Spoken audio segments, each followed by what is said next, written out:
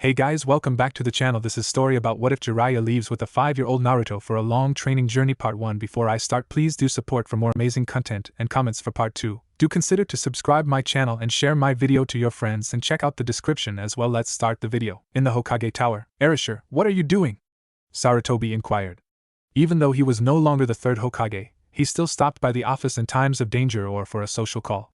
He was being ignored by his successor, who was scrambling around the room looking for certain objects. Scrolls checked, seals checked. Erasure, the Yondaime Hokage of the village, was so engrossed in his work that he forgot that someone was in the room with him. Ramen checked and double-checked. Sarutobi chuckled at that remark. He knew that the Yondaime has an obsession with it. Whenever Erasure heard the word ramen or God foretell free ramen, he would disappear from the office to a Chiraku ramen bar faster than Tsunade running away from debt collectors. Ahem, Erasure, Sarutobi raised his voice, trying to get his attention without catching him on surprise. Oh hey old man, I didn't see you there. Sarutobi shook his head. This was the man who was supposed to be the Hokage, and yet, he was as carefree as a dog searching for his bone. Erasure, I've been standing here for 10 minutes listening to your so-called checklist. Heh, sorry old man, I was too busy thinking about important things. Erasure was still running around the office, searching through his drawers, the bookshelf, just about anything if he could remember what he was looking for. Sarutobi again laughed, but he realized this wasn't a proper situation to be doing this. Sarutobi looked at the young Hokage for a minute. What are you going to do about Kyuubi outside your window? Erasure stiffened for a moment when Sarutobi mentioned the beast but relaxed, with a playful gleam in his eyes. Sarutobi noticed the gleam in his eyes, which he immediately recognized. Oh no Erasure, tell me you're not going to humiliate Kyuubi. He is supposedly the king of the Bijou. I seriously don't think you have the time to mess with him while he's off destroying the village. Sarutobi glared at Erasure, hoping that he would have matured as he became Hokage. Erasure walked over to the window, looking at the utter destruction the beast was causing. You have known me since I was young. I always do things with a certain flair to it. While as the Yondaime Hokage, I must do all I can to ensure the survival of this village. He turned around to look at his predecessor. We have been fighting the Kyuubi all night, and it doesn't look like it will go down anytime soon. We also have a lot of casualties on our side. Sarutobi walked up to Erasure, who was still looking out his office window. I hope you have something else planned because we're running out of time and ideas. He placed his hand on Arashi's shoulder to show that he believed in his ability to protect the people. Well, when physical attacks don't work, there are also mental attacks. A wise person once said to me, when the odds are against you, never play your trump card until the end. The time to show our hand is now. Sarutobi stood there smiling at the statement. It sounded so wise and insightful. He wondered who could have given Erasure advice. Who was this wise person? Erasure grinned and replied Tsunadeheim. Sarutobi flinched at that answer. He couldn't but help wonder why Erasure would listen to Tsunade about gambling advice. Erasure, do you know the nickname that was given to my student? The Slug Master, replied Erasure, not really seeing the point that Sarutobi was trying to get across. No, she has another nickname. She's known as the Legendary Sucker. Arashi's face went pale but soon dismissed the idea. Sarutobi-sensei, that doesn't matter because advice is advice, it comes from experience. So what is this trump card that you're holding in your hands, Erasure? Sarutobi was really curious to find out. Regular kunais and shurikens can't pierce the Kyuubi, and it seems to be immune to jutsus. I'm planning on showing Kyuubi why he should fear the name of the Yondaime. If I should humiliate Kyuubi along the way, it's an added bonus. Erasure grinned. He always wanted to go out with a bang, and with his plan, it would be just a bang. Erasure, I thought your prankster days were over once you became Hokage. Sarutobi stood there shaking his head. He couldn't help but feel relaxed in Arashi's presence. Erasure has been known to keep the spirits alive, even in situations like this. Old man, you know what they say, once a prankster, always a prankster. Erasure flashed a smile. Erasure looked out at the window, staring at the mayhem that the Kyuubi was causing over the village. Kakashi, come here, I need you to do me a favor. Erasure yelled out the window. Kakashi then appeared in a puff of smoke next to Sarutobi. Arashi-sensei, the situation is getting out of hand, we can't hold Kyuubi back any longer. Are you almost done with your plan? Kakashi looked to his sensei for some sort of answer. In reality, they weren't really holding the Kyuubi. It was more of them marching into the Kyuubi's mouth for dinner. Kakashi then noticed that Erasure was not in his cheerful, joking state. Instead, he saw his sensei with the look of determination on his face. Yes, Kakashi, I want you to get my son. Sarutobi wondered why Erasure would want to see his son, unless it was the Erasure no. You can't be using that jutsu, especially on your own flesh and blood. Sarutobi, I have put a lot of thought into this decision. I cannot ask any other parent to make the same sacrifice that I am making. A child should never have to carry such a burden on his or her shoulders at a young age. That's why I can't ask any other parents to make the same sacrifice, but I know that my son will be a hero. I will always be watching over Naruto, and that's why I also want you two to watch over him for me until he's able to stand on his own feet. I want the village to see my son as a hero, not the Kyuubi. Erasure Sarutobi started to speak, but Erasure asked again, with a more firm tone. Will you watch over Naruto for me? Sarutobi couldn't do anything but nod his head. Yes, I will. I'll make sure of that.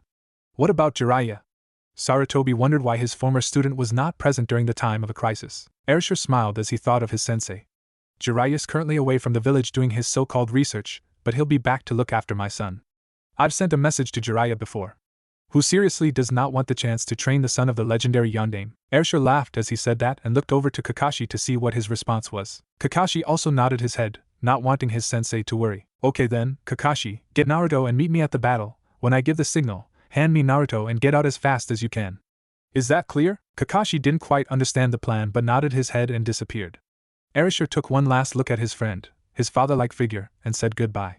Today was the day that Kyuubi was defeated but not without casualties. Konoha suffered major losses, buildings destroyed, deaths for family and friends, and most importantly, this was the night that the greatest hokage in the history of Konohagakure mocked the king of the Bijou one last time before he sealed it in his newborn son named Naruto. Several hours later, as Sarutobi took one last look around before he resumed active duty as Hokage, he whispered to no one in particular, "Rest well, Erasure.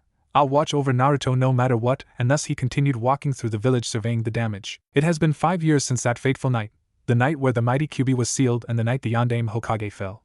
Konoha continued on with their daily lives, rebuilding the village to its former glory. Even though it has been 5 years, a constant reminder of what happened that night still stood. The Sandaime Hokage couldn't help smile from his desk. Today's the day, he thought while stretching his arms. For once, he was done with all the paperwork. As he rose from his desk, he slowly walked over to the window. It was a special day for the village. Today was the day that Kyuubi was sealed away forever. The village usually has a celebration and everyone was invited to attend. Well, almost everyone. Erasure, it's been 5 long years. I'm still doing all I can to watch over Naruto for you. He sighed and gazed up to the sky. As he turned around, he saw something that made his eyebrows twitched. In front of him stood a stack of papers, taller than his first pile. Jiraiya then walked into the office. Yo, old man. Sarutobi looked up from his paperwork to see his former student. Jiraiya, where have you been? Well, you know, here and there, sensei, but look at what I have here for you, the latest in the Ika Ika Paradise series. He held up the book and tossed it to the old man. Coughed Jiraiya. This isn't the time for this, Sarutobi said as he quickly hid the book into the drawer. You know you love it, old man. Everyone does. Jiraiya proclaimed. Why didn't you come back sooner? Didn't you get the message? Jiraiya scratched the back of his head nervously, knowing whatever answer he gave would get him into trouble. Yeah, I got the message, but you know, I was preoccupied with certain tasks. Are you telling me that all you've been doing for these past 5 years is research? Sarutobi stared with an icy glare. Did you not honor your student's dying wish? Sarutobi, at this point, was leering over Jiraiya.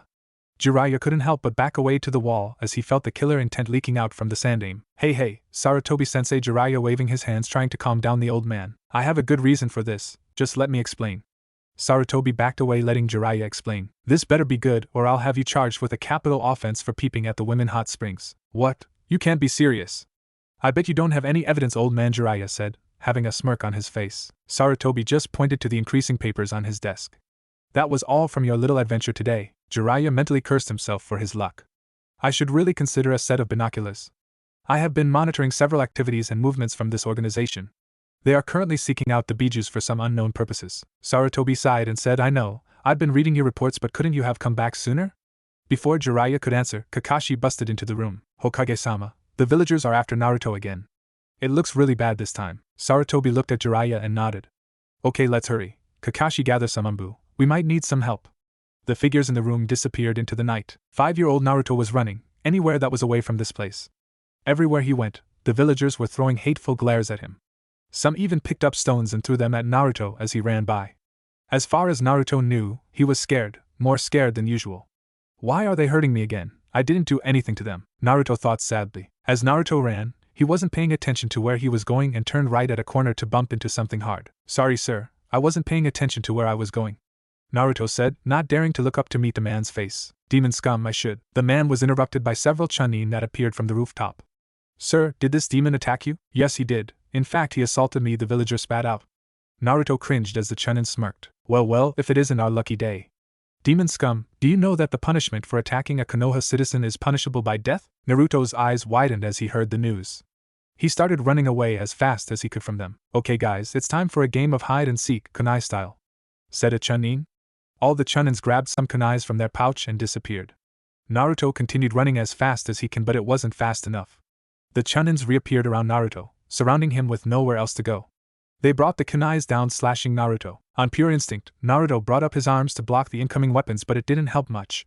He was slashed everywhere from the arms to the legs. "Ugh, why are you doing this to me?" whimpered Naruto as he was on the ground. A chunin spat out, "This is for my brother who you murdered, you monster." Naruto couldn't help but feel helpless as he closed his eyes waiting for the final blow. As the chunin brought down the kunai, something hard connected with the hand that held the kunai, forcing him to drop it to the ground. What the chunins looked around seeing what happened and saw something that frightened them. There stood the Sandaime Hokage, Jiraiya and several Anbu. Kanashibari no Jutsu cried out Jiraiya. The group of chunins immediately found themselves unable to move. Hokage-sama, the demon attacked a villager. We were mere a fist connected to the jaw of the chunin that was speaking, sending him into a nearby wall. Jiraiya walked up to the fallen chunin and said, "What was that again? I dare you to repeat it." He gave the chunin a look that if it could kill, he'd be dead already. Sarutobi looked at each one of them in shame. "Get them out of my sight and give them to Ibiki Marino." He said he needed more volunteers. The chunins paled at the name of Ibiki. "Hi Hokage-same." The Anbu quickly took off with their gift for the sadist. Sarutobi then walked over to a shaking Naruto. He kneeled down to take a look at Naruto. When he saw the blue eyes, it no longer held the happiness that Sarutobi saw every day. It was filled with sadness and betrayal. Sarutobi couldn't help but feel some hatred towards the village. "A child should never experience pain like this. I'm very sorry that you have to experience this, Naruto," Sarutobi thought to himself. Jiraiya noticed the wounds on Naruto. They were already healing up. So this is the power of Kyuubi. Interesting, Jiraiya thought as he was fascinated by the rate of the healing power. How many attempts were there, old man? Sarutobi looked up with a sad expression. Anger clearly written on Jiraiya's face. "Around 50 just this past year. I don't know how much longer I can keep the boy from harm." There were attacks from villagers to even some Anbu that ranged from mild chasings to even assassination attempts done to the boy. Jiraiya then stared at Naruto. "Erasure, if only you could see how your son is being treated." He walked up to the boy but stopped when Naruto said, "Are you going to hurt me too?" No, I'm not," answered Jiraiya with a sense of warmth in his voice. "Then why are you still here?" "No one has been there for me before and I'm not going to need them to be there for me now," replied Naruto, who was no longer shaking. "It's okay, Naruto. Everything's going to be alright. Now let's see about getting you home, Naruto," Sarutobi said, trying to reassure Naruto that everything's going to be okay. Naruto slouched his shoulders and said, "I can't go home, Sarutobi Oji. The lady kicked me out last week." Now Sarutobi was angry. "She kicked you out? How dare she?" he yelled. "Nah, Sarutobi Oji, it doesn't matter anymore. I don't feel like going back to that place anyway," Naruto said as he started walking away by himself, not caring about where he went. His clothes were soaked with blood. The bright orange jumpsuit was no longer orange. It was mixed between orange and red, more red than usual. Anyone could clearly see that it was blood stains. There were holes all over the suit exposing skin. "Old man, it's time that I fulfilled my promise to my student." "You mean you're taking Naruto with you?" "Yeah, I have my reasons though. We both know that if he stays in this village, the council will be plotting more attempts to have this boy killed, or the villagers could really kill him this time. There is no guarantee that they won't do this again in the future.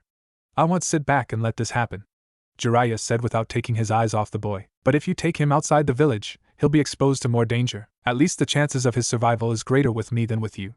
Naruto needs to learn to trust again, or he'll be nothing but an empty shell." Sarutobi thought about this for a moment, and said, "I would like for him to come back so he can graduate from the academy." Erasure would have wanted it. "You got yourself a deal, old man. I'll bring Naruto back to this village when he is ready for the graduation exam." Jiraiya looked to the kid that was walking away slowly. "Oigaki, come back here. I need to talk to you." Naruto stopped to turn around and looked at him suspiciously. "Why?" The two men couldn't help but notice his lack of trust. "Naruto, what are your dreams?" "Nani? What are dreams?" Naruto asked curiously. Sarutobi took a minute before answering. "Dreams are something that you always want but you can't have no matter how hard you wish. But if you work hard enough, you can achieve your dream. That is what a dream is." "Then my dream is to become like Sarutobi Oji. I want to be the greatest Hokage of them all. That way, everyone will have to acknowledge me," said Naruto. Sarutobi and Jiraiya couldn't help but smile. "Looks like we got ourselves another Erasure," they thought. "Listen, Naruto, you'll be leaving with Jiraiya for a while. It'll be a long trip. Are you trying to get rid of me too, Oji?" Naruto couldn't help but ask. "Never, Naruto, you're a precious person to me. To me, you're not the demon that everyone thinks you are. To me, you're Naruto Uzumaki, the next future Hokage. I believe in you, Naruto. Now Jiraiya here is one of my trusted friends. Behave yourself with him, okay, Naruto?" Naruto turned his head to look at this Jiraiya person that the old man trusted. "I know you're that pervert that those ladies down at the hot springs were chasing." "Gaki, do you know who you're talking to?" Jiraiya said. "Yeah, you're a pervert," shouted Naruto. "I'm not just a pervert, I'm a super pervert," shouted Jiraiya as he did his little dance. Sarutobi could only shake his head in disappointment. Naruto took another look at Jiraiya. "He doesn't look so strong, he looks like a pervert." "Agaki, I am one of the legendary Sennin that the Hokage personally trained. With me, I'll make you strong. Jiraiya cried out. So how about it, Naruto? Will you travel with Jiraiya? Sarutobi asked. Okay, Oiji, I'll travel with Ero-sennin. Gaki, don't call me that, its Jiraiya-sensei, he yelled out. Whatever, Ero-sennin. So when do we leave? We leave right now, mumbled Jiraiya before he rambled on about how kids today have no respect for their elders. He gave one last look to Sarutobi before nodding his head, signaling that they were leaving.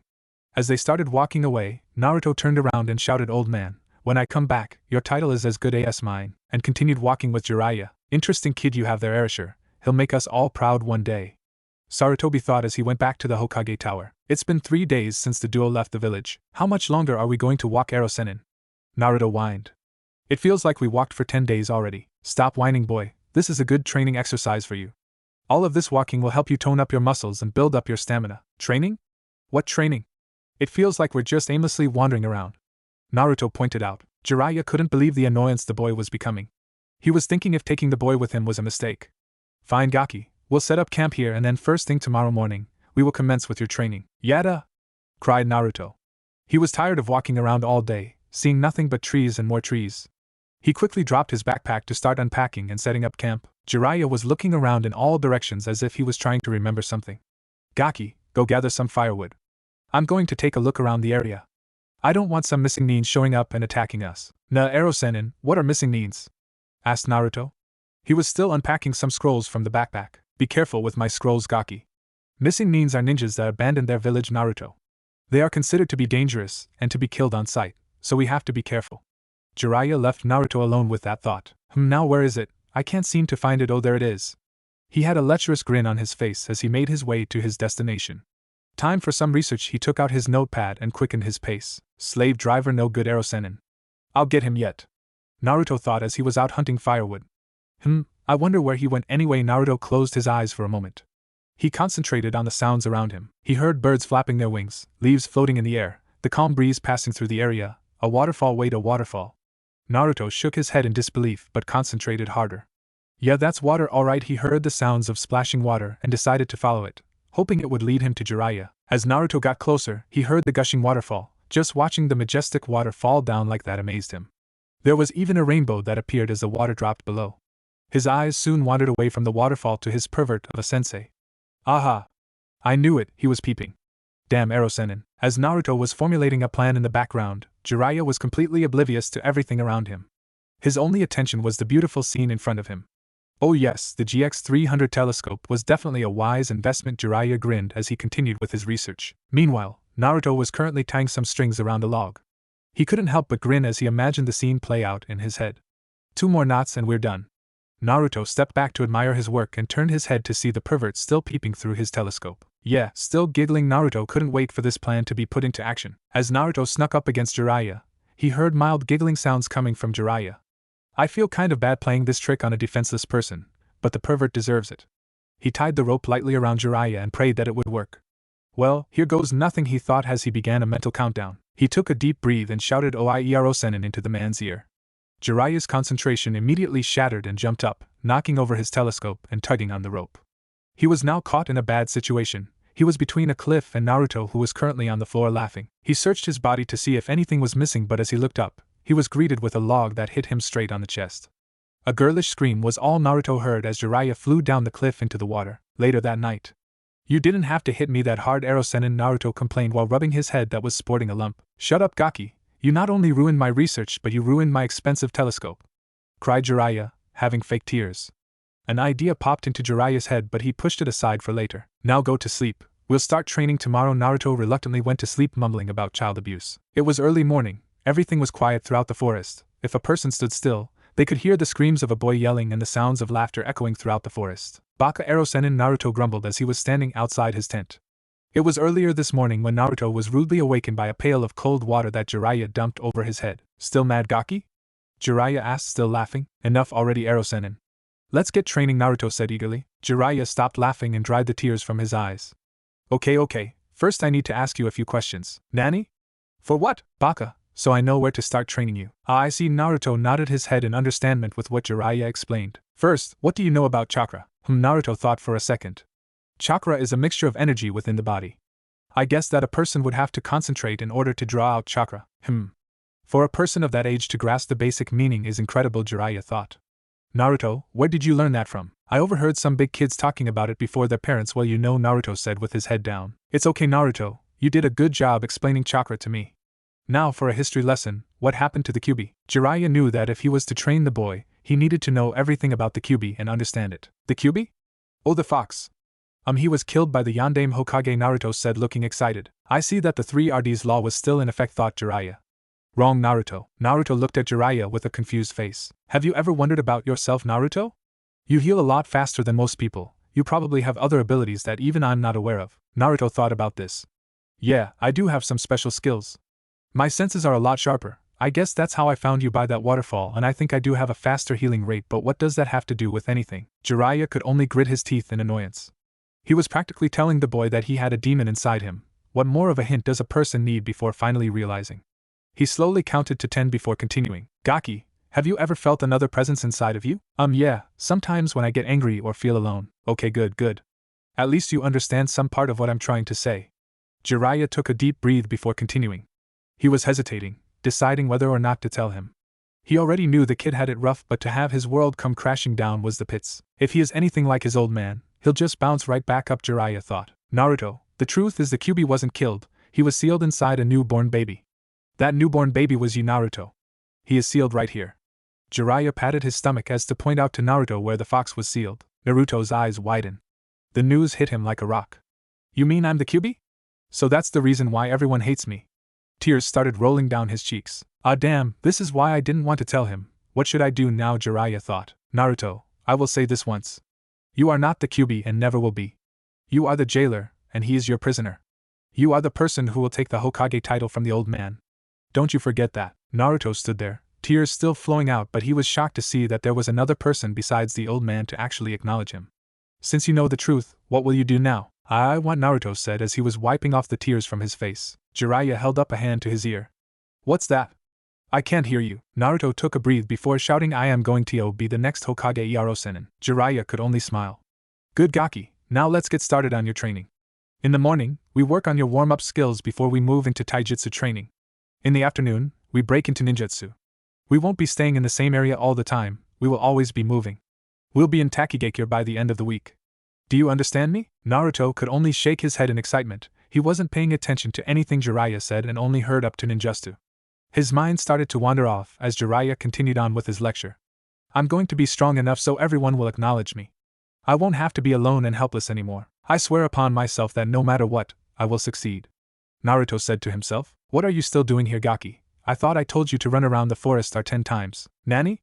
That's like going around half of Konoha 5 times, Erosen, Naruto shouted out. Too bad. No pain, no gain. Now get moving. Naruto mumbled something about payback as he started his laps around the forest, but Jiraiya just shrugged it off. As the days passed, these training sessions, or as Naruto would call it, torture practices, went by without trouble. It was a basic routine, train until Naruto falls to exhaustion. As days moved to weeks to months, Naruto steadily increased his speed, power, and stamina. All of which was thanks to those daily exercises that Jiraiya had him doing. His ninjutsu was no slouch either. At first Naruto couldn't do a normal Bushin because of too much chakra input, so Jiraiya gave him the Kage Bushin no Jutsu technique. At first, Naruto could only create 10 clones, but as his training increased, he could produce a lot more. The time that they spent from village to village varied as Jiraiya would throw Naruto a scroll with instructions for the day in order to go off to do some of his research. Time skip. So this is a Wagakure, Naruto thought. Doesn't compare to Sunagakure though, Erosenin. Can you believe it has been 2 years since we left? Yeah, Gaki, it has been quite a long time. Jiraiya said. He thought as to how Naruto progressed in these past 2 years. The boy no longer sported a bright orange jumpsuit that had a sign that said attack me. I'm over here. The boy had definitely matured.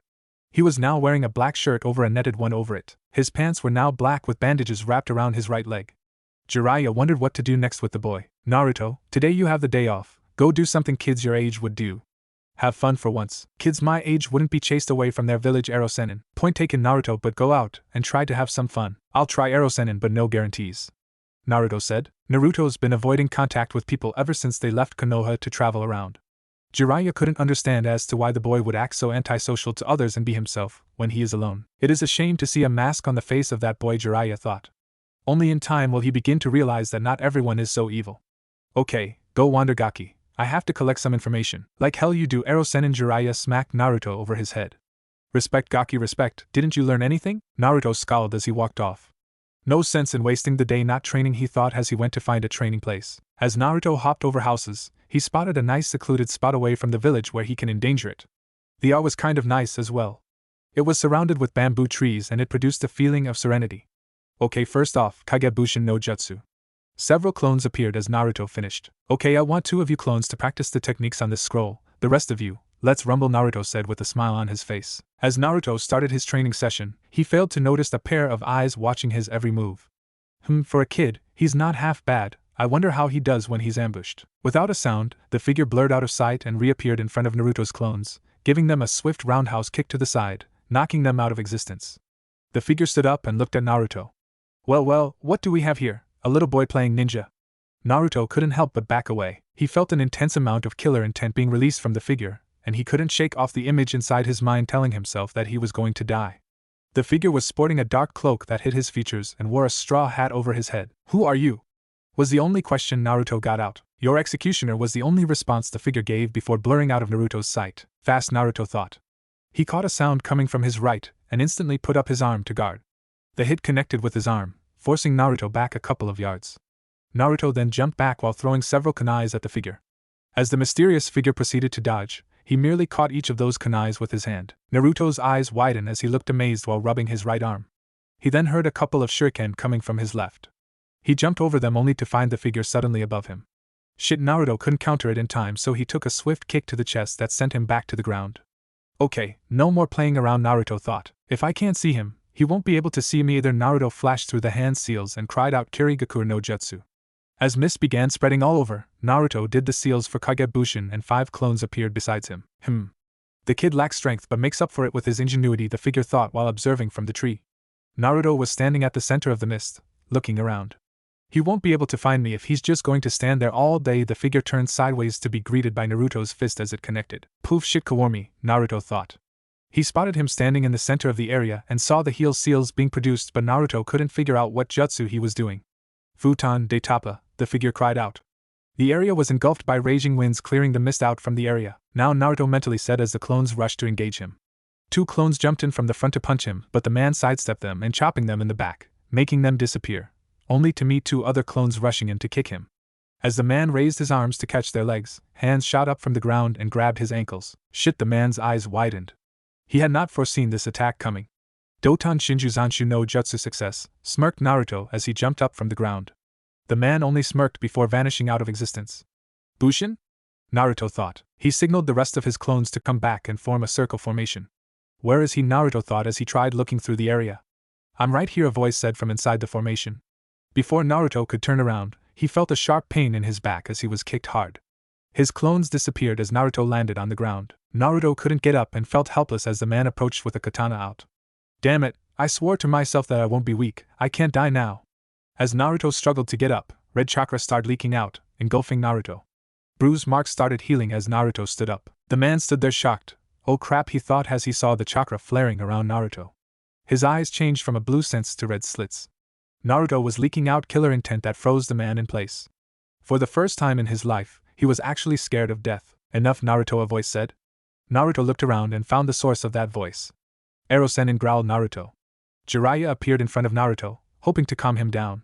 It's about time you showed up. He was going to kill me, Naruto said. No, he wasn't.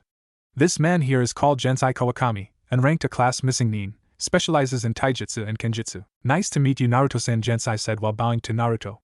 I apologize for my behavior earlier, but I was sent here to test you by Jiraiya-sama. Humph, I knew that, Naruto said after calming down a bit. He looked at the man for a second before turning to Jiraiya. Gaki, you did okay, but it is still not good enough. Jensai here will help train you since I'm going to be a bit busy later on. Jiraiya explained. Yada! A new sensei, Naruto shouted while jumping around. Your skills are below average, Naruto-san. If I went all out, you would have been dead before you knew it. Naruto slumped at his comment. Come now, we have much to practice on. I want you to give me 20 laps around this village now. Naruto's jaw dropped to his displeasure. Not only was this guy strong, he was also twice the slave driver Ero-sennin is. Naruto started running off grumbling about unfair teachers. As Jiraiya saw Naruto disappear into the forest. Thank you for getting involved with Naruto's training, Jensai. No, the pleasure's all mine. The boy has much potential.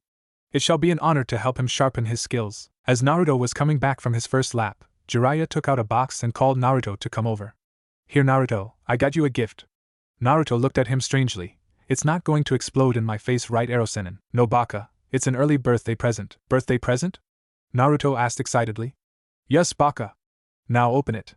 As Naruto ripped open the box, he found himself a volume set of Ika Ika Paradise 1-3 in which Jiraiya claimed it was never too early to start finding himself a girlfriend. As he put the books on the ground, he saw bracers that were also in the box too. He eyed the bracers curiously. What are these? These are chakra-enhanced bracers, Jensenai replied while pointing to his own. Put them on your arms and legs and then channel some chakra into them. Naruto did as he was told, and soon found himself unable to stand correctly.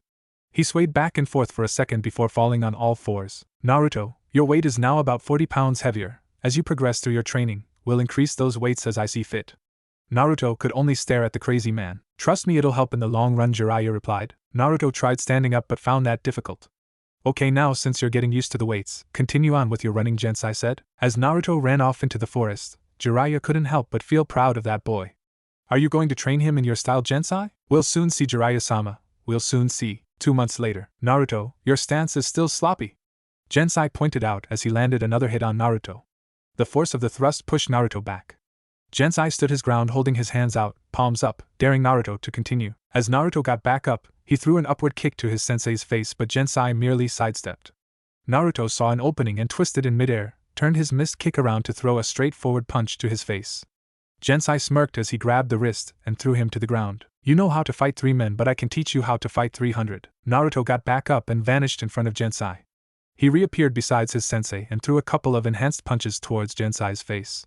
Jensenai leaned back and dodged the punches by sliding his body with his right foot as his left was used as an anchor. He caught Naruto's last punch with an open palm, swirled the fist in a circular motion, and used the momentum to send the boy flying into a tree. You know how to disappear. I can teach you how to be invisible. Naruto jumped in the air, performing a hurricane kick towards Jensenai, but it was futile. Jensenai stood there waiting for the move to come closer. As Naruto came closer, he crouched down and avoided the attack. Jensenai came back up while avoiding Naruto's legs as he landed an uppercut with his right hand on Naruto, sending him up into the air. Jensenai wasn't done there. He jumped alongside Naruto and greeted him with a roundhouse kick to the face, sending him face first into the dirt. Mind your surroundings and never show your emotions in a fight. Those are the rules that I want you to remember, Naruto. Naruto groaned in pain as he got back up slowly. Hi, sensei. Come on, one more time. Naruto stood up and stared at Jensenai, analyzing the situation carefully. He smirked and disappeared. I don't like that look on his face. His senses went on high alert. He felt danger all around him, but he couldn't pinpoint the exact location. As his eyes were searching the area carefully, he caught sight of a blur that appeared and barely dodged the fast punch due to his reflexes. Naruto threw another punch, but Jensenai was now aware of the blonde. He fought back with his own punches.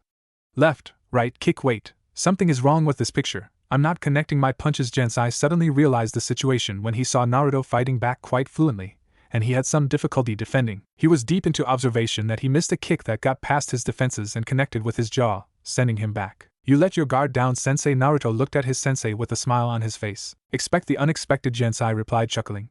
Good, Naruto, good. Do you know how you did that? Not really. I just felt comfortable with my style, and it just happened. My body responded accordingly to what you threw out, and well, you got a kick to the face. It felt like I was swimming with no boundaries. Nothing attached to me when I was fighting. This kid keeps surprising me more and more every day. Jensenai got up from the ground, dusting himself off.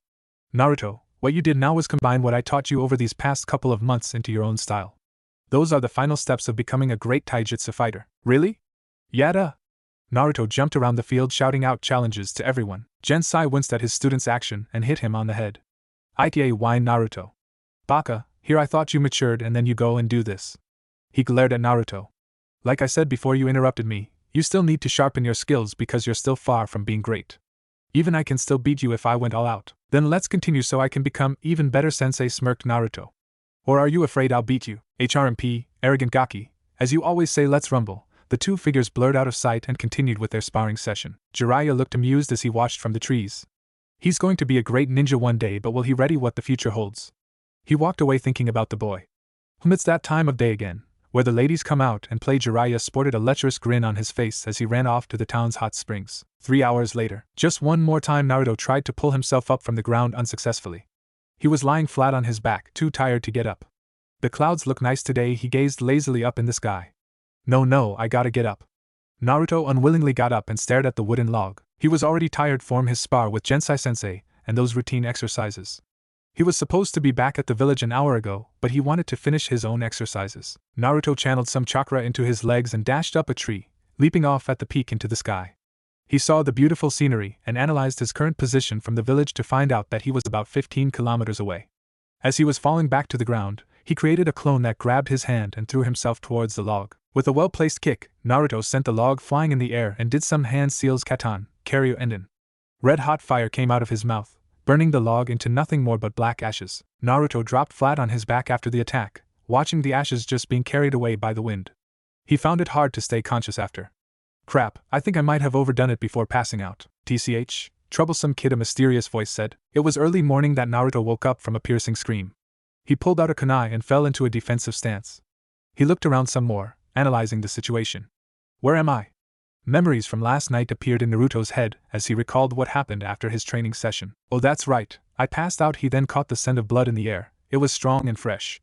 Where is the smell coming from? As Naruto proceeded to close his eyes to concentrate on his senses, he heard another scream coming from the direction in the left. He immediately rushed off in that direction.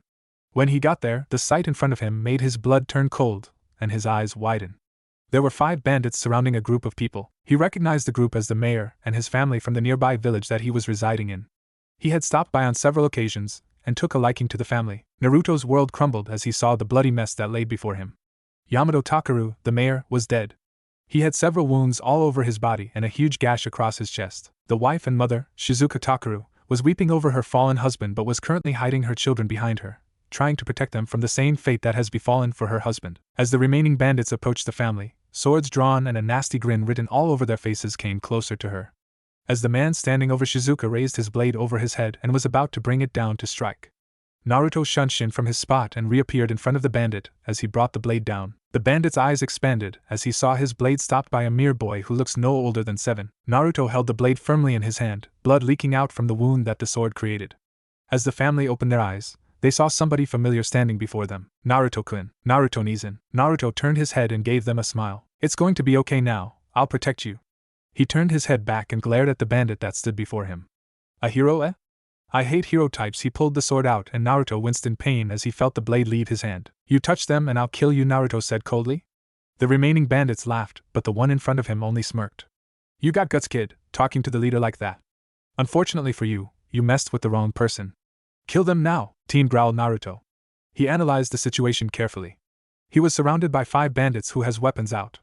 Definitely not my day. He pulled out a kunai and hoped that he would have enough chakra to protect everyone. He watched as the bandits started moving around them. He was shocked when he saw the bandits moving faster and faster until he couldn't keep up them individually anymore. Damn it, they're fast. I can barely keep up. His eyes still trying to keep up at them. Ah, screw it. Naruto did some familiar hand seals and whispered Kagebushin no Jutsu. 5 Naruto clones appeared besides Naruto and the family. TCH, how troublesome, a ninja. Let it rain, boys. The leader smirked as bandits appeared from the sky, yelling out a cry as they brought their swords down on the people below. Doton, Tsuchi Baryan no Jutsu. An earth-shaped barrier surrounded everyone around Naruto. He felt relieved that he pulled that one off. Metal met earth. The bandits were on the ground waiting, observing the enemy. Well, if they won't come to me, I'll go to them, let's rumble. He sent signals to his clones as they ran head-on to attack the bandits. Ka-san, are we going to be alright? The boy looked at his mother with concerned eyes. We will be okay, dear. Naruto-kun is doing his best to protect us. Yes, Naruto-kun will definitely save us, just you wait and see. And that is what they did. Outside the earth barrier, Naruto wasn't faring so well against these bandits. He had managed to knock 2 bandits unconscious but at the cost of the rest of his clones. He felt his body in pain as he tried to summon more chakra. Shouldn't have overdone it last night. He mentally cursed himself for pushing it so far. At most, he would say he was less than 30% recovered from the extreme beating he received from Jensenai. Katan Gokakyu. Naruto quickly jumped away when he heard the name of the jutsu. He noticed that the fireball was not aimed at him but where he once stood. The barrier, shit. Naruto quickly turned around to find a hole in his barrier. These are not your average run-of-the-mill bandits. I have to take them more seriously. He saw the leader and another bandit standing far away smirking at him. What are they smirking at? Wait, weren't there 3 bandits? Naruto frantically searched for the last one. Observant, aren't we? Sneered the leader. As Naruto continued searching, he heard a scream from behind him and turned around, finding the last bandit holding Shin hostage with his blade on his throat. Naruto felt so helpless. Please stop, he's only a little boy, cried Naruto. He fell on his knees as he continued to plead with the bandit. That is the hero's problem. unable to do what is necessary to get the job done. Kill him now, Matt cried both Naruto and Shizuka. The leader glared at Naruto. Remember the name Shiro Shurji as the bandit sliced the boy's throat. Naruto's heart stopped beating. His blood ran cold as he screamed, dropping on his knees. Flashback. Naruto Nizan, do you want to play ninja with me? Shin was following Naruto around the whole day, annoying his new older brother. No, now go away, replied Naruto dryly. It has been 1 week since Naruto started staying in this village, and Shin spotted him and his sensei in his father's office one day when they asked for permission to stay for a little while in the village. Ever since that day when Shin saw Naruto train, he admired his Nai-san for being a ninja. Shin continued to ask Naruto to play ninja whenever he saw him. Naruto was about to kick the boy until he realized he was probably looking for attention. If I play with you once, will you leave me alone? Really? You will play with me? Shin looked on with eager eyes. Yeah, come on before change my mind, Naruto said as he walked away. Shin gave a huge smile before chasing after his Nizan, and flashback. That was the first time Naruto took a liking to the boy. He realized he saw Shin as a little brother that he never had. Flashback. Just 3 days after Naruto and Jiraiya entered the village. Naruto was off exploring the village while Jiraiya was off collecting notes to finish his latest book. He walked around looking at the weapon shops and saw Shin and a couple of kids that looked older than him outside the store. Shin started crying as the boys continued teasing him. Mommy's little boy. Loser. Nerd. Get out of here, loser. We don't play with wimps like you. The boy went as far as to push Shin to the ground and was about to kick him but found him kicking air. He turned his head to see Naruto glaring at him coldly. Naruto knees and Shin looked up at Naruto. Pick on Shin again and I'll make sure you won't have anything to kick with. Naruto kept his eyes on the boy, almost like he was daring the boy to say something back. The boy stared, crying, kicking and screaming as Naruto threw him to the ground. He immediately ran away with his friends chasing after him. Are you okay? Shin stopped crying as he wiped his tears away with his sleeves. I'm fine now, Naruto knees, and Naruto looked at Shin hesitantly before answering. Do you want to play ninja, Shin? Shin looked up with a big smile. Really, Nizan? You'll play with me? Yeah, and flashback. It was that incident that caused Naruto to look after Shin as more than a bundle of annoyance. All of these memories came flooding back to Naruto as he watched the lifeless body of Shin Takara lying on the ground. How could you? He was just an innocent boy, cried Naruto, slamming his fist on the ground. Tears were leaving his eyes as he was unable to control his emotions. It was pretty simple. You got in my way and someone had to pay the price. Shiro laughed. Just like the old man. They were like family to me. He was a little brother to me. Naruto started getting up, his eyes now showing red instead of crystal blue, pupils slit. You harmed the people that are precious to me, and for that, I'll grant you a slow death, growled Naruto. I like to see you do something, hero, snorted Shiro. Naruto let out a yell as red chakra started pouring out of him, engulfing Naruto and healing his wounds. Shiro was both amazed and scared for his life. The boy had chakra leaking out to the amount that it was visible to the naked eye. How is this possible? A human eye can't see chakra like this. The kid's not normal. Shiro held out his sword in a defensive stance and stared at Naruto, waiting for him to make a move and hopefully, he would be able to survive. Naruto let out another inhuman roar and disappeared. Somewhere in the village, Jiraiya was peeping into a local bathhouse when suddenly, he fell on his behind as some invisible force knocked him over. He had felt an intense chakra spike. Naruto. He got up and ran towards Naruto's location. Jensenai was drinking tea at a local tea shop when he felt a strong aura. Naruto? He must be in danger to release an aura this strong of a magnitude. He dropped his cup and dashed off towards the location of that aura. Back in the forest, Shiro was scared. The power this boy had was off the scales. Even though he couldn't follow the boy, he saw the blurred images that the boy left behind as he ran around them. Shiro signaled his men to come closer so they can have a formation of some sort. He saw his men walking back and then each of them fell to the ground as their heads rolled off and blood spraying everywhere. Now Shiro was beyond scared. Naruto was moving faster than the human eye can track. He saw Shiro standing there shaking, holding his sword out like if it was a piece of meat. Team, he'll regret crossing paths with me. He sped around Shiro and went in for the kill. Shiro was currently looking for the real Naruto. He looked in shock when he saw Naruto in front of him with his hand piercing him through his chest. The pain took a few seconds before it reached his brain. Arg! Shiro let out an inhumanly cry. He now felt the pain of a hand going through his chest. The pain he felt was immeasurable. I promise you a slow death, so now you will receive one. Naruto stared into Shiro coldly. Die, not without you, demon. Shiro quickly formed some hand seals with his last breath and smirked. Bakuhatsu no Jutsu. Naruto's eyes widened as Shiro finished the last hand seal and darkness engulfed him. Jiraiya and Jensenai quickly ran to the location. It was not difficult considering that Naruto was never the subtle one when trying to conceal himself. When they appeared at the battleground, the sight they saw made their faces pale.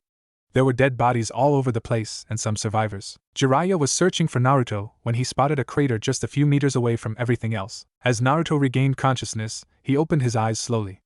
Ero Sennin? He tried to sit up but found it difficult to do. Easy Gaki, you're still hurt. I'd barely fix you up. Naruto put a hand on his head. How long have I been out? A good 2 hours. Memories of the event came back to Naruto. Ero-sennin, I killed him. I killed all of them. It's all my fault that they're dead. I couldn't save Shin. Naruto slammed his fists to the ground, tears leaking out from his eyes. If only I was stronger. It's okay, Naruto, it's okay. Jiraiya tried to calm the crying boy down. Naruto buried his head into his arms, crying. Naruto-kun, a feminine voice called out from behind him. Naruto picked his head up, eyes still filled with tears. He saw Shizuka Takeru standing in front of him. Naruto-kun, it's okay. In fact, I want to thank you for what you have done for us today. If you didn't save us, we would have all died. No. I couldn't save him. I'm sorry, Shizuka-san. Naruto went back to looking at the ground. Fresh tears were beginning to form in his eyes again. He looked up when he felt a pair of arms wrapped around him. Sure, it's okay now, Naruto. You can let go now. You don't have to blame yourself for this. It is not your fault. Naruto stared into Shizuka's eyes, searching for the hatred that he thought she had, but he found nothing. He instead found compassion and love. He felt another pair of arms around his waist and a head leaning on his back. Hikaru-chan, please don't blame yourself for this, Naruto-kun. Shizuka stepped back for a moment before taking a look at the scene. She couldn't help but smile when she saw her daughter having her arms around Naruto. Shinkun's happiest days was with you, Naruto-kun. You gave him an older brother that he always wanted. Naruto dried his eyes and turned to face Hikaru. Really? She looked into his eyes, feeling the sadness in him. Hi, Naruto-kun. Shin is now in a better place with Ota-san. Naruto put on a smile weakly. Jiraiya noticed his pupil's attempt in hiding his pain. The pain that this boy goes through is hidden being that happy, foolish mask he puts on for everyone. How much more can you go, Naruto, before it cracks? They look cute, don't they? Shizuka turned her head to Jiraiya. Yeah, they do. I just thought of a new inspiration for my book. Jiraiya immediately took out his notepad and pen. Young lovers, I can see it now. Shizuka clenched her fist together before glaring at Jiraiya. That better not be my daughter in your story, Jiraiya-sama. Jiraiya paled at the killer intent being released by this female. What is up with these females and their strength? He put his notepad away before continuing. I'm sorry for your loss, Shizuka-san. Thank you, Jiraiya-sama, but my husband and son will never be forgotten. They will be able to rest in peace knowing that Hikaru and I are fine. Besides, I have a future to look forward to. I expect Naruto-kun to become a great man and not a pervert like you, Jiraiya-sama. She yanked him up by his collar and looked threateningly into his eyes. Is that clear? Yes, Shizuka-sama. Jiraiya felt weak on the knees knowing that this is another woman to add on to his list to never make angry again. Ero-sennin, am I a killer like everyone says I am? Jiraiya looked at Naruto as Shizuka dropped Jiraiya on his behind. Of course not. Killers are people who kill in cold blood and has no reason to justify their actions besides the usual I do it because I like blood. Naruto turned his head to find Jensenai leaning on a tree. You defended your precious people in time of need, and if you weren't going to die, he was. When a person picks up a weapon, they signed a contract with fate knowing that one day, they will have to kill and die by the weapon. Jensenai's words echoed through his head. He had experienced his first kill protecting his precious people. You need to move on, Naruto. Mourning their deaths will only prevent you from moving forward. As long as you don't forget those that died, they will live on forever in your heart. Thank you, Jensenai-sensei. Naruto tried standing up but fell on his knees. Here Naruto-kun. Hikaru put her arms around Naruto's waist and giving him the support he needed to walk. Arigato, Hikaru-chan. Hikaru found it hard to repress a blush that was appearing on her face. If you people here are done, I suggest we have a proper funeral for the mayor and his son. Jensenai spoke up, clearly wanting to get out of the battlefield. A couple of days later, Shizuka held a funeral service for her deceased son and husband. The entire village showed up to pay their respects to the mayor and his son. When Naruto showed up, placed a white rose on each of their graves. I promise you, Yamato-san, Shin, I will watch over your family and protect them no matter what. He moved on as he finished his silent vow to the fallen ones. As he passed the other villagers, he could hear their whispers. Is that the kid who killed them? I heard the remaining bandits scream out demon when they saw him. I think we should be careful of him. It's just like Konoha again. Naruto stared at his feet as he continued walking away from everyone else. Next day, Ero-sennin, it's time to go. Naruto walked up to Jiraiya and grabbed his sensei while dragging him away from the hot springs. Mad Naruto, I'm not done yet. Naruto looked at Jensenai. What are you going to do now, Jensenai-sensei? Well, what do you think? Naruto thought about what his sensei would do if he stayed in this village, take over Ero-sennin's place as the townspeople? Jensenai looked at him with annoyance and smacked him over the head. Bakagaki. He looked around seeing if anyone heard Naruto's comment. No, I'm going to travel with you. There has to be someone training you. Naruto, for the first time since the deaths, gave a genuine smile. Arigato, sensei. As the trio started walking out of the village, they heard some yelling from behind them. Wait, Naruto-kun! A voice shouted. Naruto turned around to be tackled to the ground by Hikaru. Ow, Hikaru-chan? What are you doing here? Naruto looked at the girl that sat on top of him. Me and Ka-san wanted to say goodbye before you leave. Shizuka walked up to her daughter who sat on top of Naruto. Have a safe journey, Naruto-kun. I will, Shizuka-san. Thank you for everything. Naruto tried getting up but found that Hikaru was not budging, so he picked her up bridal style. Hikaru had felt her cheeks turning scarlet as Naruto picked her up. Naruto-kun, you can let me down now, Hikaru replied, giggling before she gave him a kiss on the cheek. Thank you for being there, Naruto-kun. Naruto felt his own cheeks turning red from that kiss as he put her down. Way to go, Naruto! Shouted Jiraiya with his pen and notepad out taking notes. If what you're doing is what I think it is, you'll be in for a world of pain, Ero-sennin. Naruto looked into Jiraiya's eyes as if he could see into his very soul. Jiraiya whimpered behind Jensenai. What have I gotten myself into? Jensenai found the situation to be funny if not for the fact that Jiraiya was holding on to his leg. As the group exchanged final goodbyes, Hikaru went up to Naruto and gave him one last kiss on the cheek. Be safe, Naruto-kun, and promise me that you'll stay in contact with me. I promise, Hikaru-chan. Naruto touched the area of his cheek that Hikaru kissed. Ho ho ho, nice one, Arogaki. You got some smooth moves with the ladies. Jiraiya laughing at the account of Naruto's embarrassment. Remember our deal too, Jiraiya-sama. Jiraiya paled at the comment from Shizuka. Hi, Shizuka-sama. 3 days later and a good distance away from the village. Naruto, it is time to train you in the arts of Kenjutsu. Naruto looked up from his training exercises to find Jensenai with a wooden sword. What do you mean? I feel that it is time for you to learn my style of swordsmanship. It will benefit you in the long run, Naruto. Hi, sensei. My style is known as the Shiranui-ryu, and with your speed, you'll have no problem with it. Take hold of this bakken that you'll be using until I feel you're ready to take hold of a real sword. The student and teacher began once again as they added a new training to his already packed training schedule. 1 year later, unknown location. Naruto, time is running out, you must go now. Jensenai stared at the opponent in front of him. No, sensei, let me stay and help. I know I can help you, Naruto pleaded with his sensei. This is not your fight. Have I taught you nothing? Live by the sword and die by the sword. That is the way of the sword. But sensei, enough, Naruto, seek out the man Hikosejiro, who hides in the water when you're ready. Jensenai smiled at his student who has become a son to him over the past year. I always imagined what my son would be if I had one, Naruto. Thank you for letting me be part of your life. Sensei. Naruto lost consciousness as he was hit on the neck. Jiraiya, take him and leave now, this is not your fight. Jensenai threw his sword to Jiraiya, who caught it with one hand. When he wakes up, tell him I'm sorry. Always, you can count on me. If he turns out to be a pervert like you, I'll come back and haunt you. Jensenai threatened Jiraiya as he turned around, waiting for them to leave. What is up with everyone and they're thinking of me corrupting Naruto? I say the boy has a better future if he acted more like me. No problem, old friend, it has been an honor.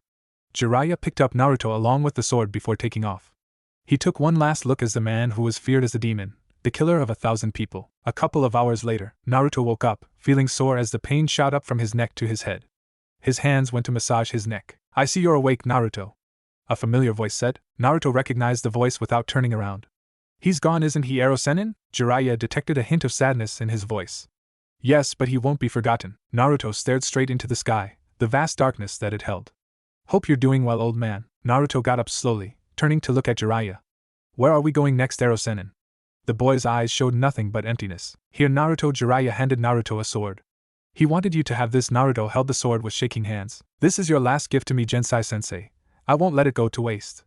I will make you proud of me. Naruto tied the sword to his back, making sure it stayed in place, and tested out how well it would be if he had to draw the sword in battle. Naruto, it's okay to feel sad and mourn over lost ones. I'm not crying, Jiraiya-sensei. This is not the time to cry. For God's sake, Naruto, you're only human. We're supposed to feel emotions. Stop hiding behind that mask of yours. I'm sorry, but I can't. Not now. Not ever. Jiraiya sighed as he only looked at Naruto. If you could only help your son Erasure, let's visit Umi no Kuni, Ero-sennin. I want to pick up some more jutsus. Umi no Kuni and Naruto? You don't fool me for 1 second. Jiraiya put his hand on his chin for a minute. Walking into the land of sea does sound fun, not to mention more research material. Jiraiya walked up to Naruto and hit him across the head. Baka, Jensenai didn't die so you can just throw your life away. I know of this Hikosejiro he spoke about. I will take you to Hiko when I think you're ready, so stop rushing. Naruto held his head down. I know, Ero-sennin. I'm not trying to die here. I still have to take the title away from the old man before I do. Naruto gave Jiraiya a foxy smile. He noticed that the change in the boy's eyes. It showed a fire burning, something he haven't seen since they left Konoha. Until I become Hokage, I will not die, Jiraiya smirked. Okay, Gaki, we're going someplace else. Where, Ero-sennin? Kaminari no Kuni. Jiraiya pointed eastward as Naruto ran ahead. It's time to take care of some unfinished business, then it's time to head back to the place where it all began. Back in the village. It feels great to be back in the village. The beautiful girls, the great hot springs, The amazing sights Jiraiya could have gone on and on, but he was caught up at the moment with staring at the women as they passed by him. He gave them a big winning smile, which they politely waved back. You say that for every village arrow senin. Naruto pointed that out a little too loud. Jiraiya quickly turned his head to glare at Naruto, but the damage was already done. People started to whisper among themselves and looked cautiously at Jiraiya. Damn it, Naruto, look at what you did. He smacked Naruto across the head. Why don't you call me Jiraiya sensei or something? Anything else besides that name? You're lucky that's the only thing they're saying about you. He saw that Naruto had his head down, not looking anywhere besides the ground as they walked over to the Hokage tower. He then heard the whispers that Naruto was referring to. The demon? I thought he's dead. Be careful, the demon's back. Don't look at him, honey. He'll rip your soul out and eat it. Jiraiya glared at the villagers, forcing them to stop staring and move on. Naruto, they can't see beyond the usual box. They don't know the real you. Naruto looked up slowly, with a smile. It's okay, Arrow Senin, I don't mind. Jiraiya noticed the fake smile. The boy had already put his mask back on. You don't fool me, Naruto. That mask may hide your true personality, but soon, it will crack and then the world will see it was a mistake to reject you. Hokage Tower, Hokage-sama, there are 2 people here to see you. Sarutobi looked up from his mountain of paperwork. To see these people or to conquer this unconquerable pile of paperwork. What do you suggest? He sarcastically asked his secretary. It was not one of his good days. He was busy compiling the academy's genin teams and it was giving him a headache. There were 14 students that had to go into 5 teams evenly. Each team had to be balanced in terms of skills and abilities. If he made a mistake, they could be killed in a mission. I am getting too old for this. Sarutobi took some quick scenarios in his head and decided that meeting the guests would be less troublesome. Send them in, please. Sarutobi waved his hand to confirm his actions. Right away, Hokage-sama. As soon as his secretary walked out, his 2 guests waltzed right in. Hey, old man. Sarutobi was very surprised to see his guests. In front of him stood 2 people that he hasn't seen for 6 years. Naruto, my god, look at you. You grown so much. Naruto was surprised when Sarutobi came over and hugged him. It is good to have you back, Naruto. He released Naruto and looked over him carefully. You have grown into what I hope you would be. A strong young man. Sarutobi smiled at Naruto before patting him on the head. You're unusually quiet today, Naruto. Don't you have anything to say? No, but I have something to say. Sarutobi turned his head to find Jiraiya leaning over the wall. Yeah, I'm still alive, old man. Sarutobi looked over Jiraiya before laughing. It's good to see you too, Jiraiya, tch old man. Jiraiya had a serious look in his eyes, which meant his news was only for their ears only. Oh Naruto, why don't you go down to the village and look at your new apartment? Sarutobi searched through his drawers to find a pair of keys before throwing it to Naruto, who caught it. Right, Sarutobi-oji, thanks. Naruto had a big smile on his face as he left the room. Sarutobi had a smile on his face as he watched Naruto run out of the tower. So how is he, Jiraiya? He turned around to look at Jiraiya. Jiraiya walked over to a chair before sitting down. Would you want the whole truth or the nice and short version? The whole truth. Sarutobi had to know how far the boy had progressed. It was not because Naruto was a Jinchuriki that caught his attention. It was his will, the will of fire that he has in him, that will bring forth greatness. Well, to be direct, I would rank Naruto as above Chunin, lower Jounin. The reason is because he lacks experience, which he will make up as he goes on. He has more potential than the fourth himself. Jiraiya thought some more before continuing. I would say his swordsmanship is great, his taijutsu is high Jounin, ninjutsu is high Jounin as well, but his genjutsu is only average because he didn't bother to concentrate on it. Sarutobi was surprised at this. He knew Naruto had untapped potential, but to see him develop them this fast was astonishing. I see now the problem is putting Naruto in a team that will put his abilities to good use. Jiraiya didn't know the current information about the village except from the letters he exchanged with his sensei. What prospects do we have this year? Sarutobi took a list off his desk and handed it to Jiraiya. The Uchiha brat looks like he's going to be the rookie of the year. We also have a Hyuga and an Aburame. It looks promising this year. Yes, we do, but putting them into teams is no easy matter. Put Naruto with the Uchiha. It'll give Naruto some common grounds and maybe he can teach the Uchiha a thing or two. Sarutobi looked at Jiraiya carefully, trying to understand his reasoning. Are you sure about this, Jiraiya? Jiraiya nodded his head. I do not doubt Naruto's abilities for a second. He has learned a lot throughout his travels with me. I saw a strange symbol on his back as he left the room. What was that symbol, Jiraiya? Jiraiya gave his sensei a smirk. That's the symbol for the Denka clan. Sarutobi opened his mouth in surprise. If Naruto's abilities were surprising, this was shocking. The Denka clan was renowned all over the world. Now, after hearing the news, he does not have any more doubts of Naruto's abilities. Okay, Jiraiya, I'm putting him on the team with the Uchiha. You won't regret it, old man. In the village, Naruto was happy to finally be back in the village, but he still felt the glares from behind his back. He lowered his head slightly before walking faster. The demon's back in town. I thought he died. Is he trying to mock us? Naruto looked up, with an emotionless face. He then vanished into the wind, leaving nothing behind. A particular spectator was surprised at this. He left no chakra trail, and it seemed like he can do Shunshin impressive. Hokage Tower, it's finally done now. Sarutobi stretched as he put his pen down and got up. Great old man, I now leave Naruto under your care and take my time now to do my research. Jiraiya got near the door and left the room before the Sandaime could issue some ridiculous orders such as to make him stay in the village. Don't let us down, Naruto, both of these men thought as they went on with their separate ways. Naruto's apartment. Damn, it's kinda far from the town. Shouldn't have expected much. Naruto had to run over a mile just to get to his apartment. Be grateful that there are people that still accept you for who you are, brat. Yeah, I know, but I can't help but think that they're only doing this because they have to, not because they want to. Brat, did anyone tell you that you think too much? Shut up, fox. Naruto looked into his new apartment, a living room, a kitchen, a bathroom and a single bedroom. This is a simple apartment, for a simple brat. The fox snickered inside Naruto's mind. Shut it, fox, at least I have something more than that stupid cage. Naruto chuckled as he heard Kyuubi roar in his cage. Naruto heard some quiet footsteps outside his door before a knock. He wondered who would be looking for him. An Umbu was standing outside the door when Naruto opened it. Naruto glanced at the Umbu. Can I help you? The Umbu looked at him before answering quickly. The Hokage requests your presence immediately. The Umbu disappeared into a puff of smoke as soon as the message was delivered. He didn't want to stay any longer than he needed to. Naruto smirked as he saw the Umbu making tracks across the rooftops. I guess it's time to see the Hokage. Hokage Tower, what did you need me for, old man? Naruto barged in through the doors. Sarutobi looked up from his paperwork to see the blonde. Ah, Naruto, how was your apartment? It was great, thanks, old man. Naruto smiled before sitting down in front of the Hokage. I want to discuss with you today about enrolling into the academy. Naruto jumped up in surprise. Why should I enroll into some academy that was intended for weaklings? He replied coldly. Naruto, if you haven't noticed, you're still a child and you need to be with people your age. Naruto slammed his hand on the desk, sending the papers flying everywhere. I do not need anyone and I won't need anyone. He answered back with a cold tone. The Hokage stood up, trying to calm the boy down. Naruto, hear me out. Is your dream still to become Hokage? He wanted Naruto to listen to his reason before he walked away. Of course I do. I will take that title away from you. Naruto pointed to him and smirked. Don't die before I take it from you, old man. Sarutobi started laughing. Haha, Naruto, if you want to take my title, you will have to go through the academy exam and pass to become a genin. If that's what I have to do, then so be it. Naruto walked over to the window before turning around. He had a determined look on his face and eyes of fire that was shining brighter than ever. Sarutobi couldn't help but smile. I believe that you will, Naruto, that one day, you will become the greatest Hokage ever. Now get some sleep, you will be at the academy for the exam tomorrow morning. Don't be late. Naruto nodded before disappearing through the window. Truly amazing, Sarutobi thought as he walked over to the window that Naruto left open and closed it. You can come out now, Kakashi. Kakashi appeared from the wall and walked towards the Hokage. Hokage-sama, he bowed in respect. If you're here, that means you saw Naruto already, right? Kakashi looked up and smiled.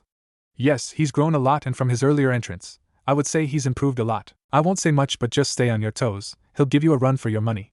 Kakashi repressed a smile. We'll see in a few days then. Next morning, academy. Naruto followed the directions given to him from the Hokage for locating the academy. As soon as he reached the grounds of the academy, everything was silent. Parents were staring at him, and the kids stopped doing whatever they were doing, only because their parents stopped and looked straight at him. As Naruto walked by, he could feel their intense glares on him and ushered their children into the classroom where it was safe. This is why I didn't want to come back. Naruto didn't want to hate the villagers, but at times, he couldn't help but hate them. He plastered on his smile and continued walking to find the teacher who went by the name of Irika Yumino. What's so special about him anyway? A raven-haired boy looked at Naruto as he walked by. My problems are bigger than him. He doesn't look like much anyway. Sasuke-kun, come on, let's go. He turned around to see his fangirls calling out his name, HN. He walked by them and into the classroom. Inside the classroom, children's chatter filled the big classroom. The students couldn't help but feel nervous about the exam that was coming up. All of them had hopes of graduating and becoming ninjas for the village. The students looked at the door as their teacher Irika Yumino walked in. Alright, settle down now. The talking soon stopped as he walked towards the center of the room. We have a new student who will be joining us for the exam today. Please give a warm welcome to Naruto Uzumaki. A 5'1" boy walked into the classroom, wearing a light blue t-shirt and black pants. Naruto felt the silence as he walked near Irika. Irika saw the unwelcoming glare that his students were showing towards Naruto. He would too if he was teaching the boy who had the Kyuubi sealed inside him. Flashback. Irika received a message from the Hokage saying that he wanted to see him. He didn't know what he wanted, but to send an Umbu to personally fetch him must be pretty important. Now he was standing before the Hokage. Irika, I will be adding a late entry into your class tomorrow for the exam. Late entry? I don't understand. Irika had a confused look on his face. It was already the end of the semester, and he doubts anyone, even being admitted personally by the hokage, could pass. He's been traveling around for the past few years and he couldn't find the time to attend the academy. Sarutobi was slowly studying the man, judging him if he was someone who resent Naruto for what he is. With all due respect, sir, an entry this late would mean being dead last in the class. I know Irika, but I don't think he cares about being dead last. Is it too late? Irika really didn't have a choice. The hokage would put him in if he said yes or no anyway. Who is this child? He was curious to see who this boy was if he had the Hokage's support behind him. Naruto Uzumaki. Irika's eyes widened as he heard the name. And no, definitely not, he wanted nothing to do with the demon. Let the demon in with the other kids? I cannot let the other children be harmed by him. Sarutobi sighed and shook his head. Irika, do you really think Naruto is the Kyuubi? He is only the person who is holding the demon back. I know the Kyuubi killed your parents and made you an orphan, but Naruto himself has grown up without knowing his parents and had to fend for himself. He had no one to take care of himself and was left out in the streets until I found him. Irika felt his vision of the demon shatter. He was caught up with the rumors themselves that he never got a chance to see Naruto for himself. An orphan like me? Yes, but he has had it worse than you. Memories of his childhood came back to Irika as he looked back. He couldn't help but feel that the Kyuubi child isn't a demon anymore, just a regular child who was fated to carry a huge burden. I decided that I will accept him into my class tomorrow. Thank you so much, Irika, this means a lot to me. Sarutobi bowed his head. Hokage-sama, there's no need for that. I will be going now. Irika bowed his head once more before leaving the room. Flashback end. Let's see where you'll sit. Irika looked around the classroom for an empty seat. He didn't want to put Naruto that far back. He spotted an empty seat next to Nara Shikamaru. There is an empty seat next to Shikamaru. Shikamaru, raise your lazy hand so he knows who you are. Shikamaru slowly looked up to see the new student before raising his hand. A new student, so troublesome. He'll probably bug me until the day ends. Naruto saw his seat and walked over to it. He noticed that a couple of students were staring at him, a raven-hair boy and a couple of girls. He ignored them and sat down in his seat next to Shikamaru. Okay, today is our graduation exam. We will be conducting the test in 20 minutes, so prepare for it. It will consist of making 3 bushins, a henge, and effectively use a kawarimi. I will be calling you one by one for testing. Until then, please stay in your seats and don't cause trouble. Irika sat down in his chair to set up the preparations with his assistant Mizuki. Mizuki looked interestingly at Naruto. So that's the demon brat. He will prove useful later when he fails. Mizuki had a small smile before going back to his preparations for the exam. Naruto was carefully studying his new environment, making notes of the people in his class and his teachers. This exam will be easy compared to the one Araki Nichan gave me. Sadist Nechan. He closed his eyes and put his head down to catch up some sleep until it was his turn to take the exam. Shikamaru looked at his neighbor and grinned. If he likes to sleep in class, then he's okay in my book. Shikamaru then followed Naruto's example and put his head down. News had spread like wildfire. Everyone was curious about the new boy. All they knew about the boy was that their parents don't want them to be associated with him. Unknown to Naruto, he is now the center of attention to everyone in the class. Look at that dope, putting his head down like he's going to pass.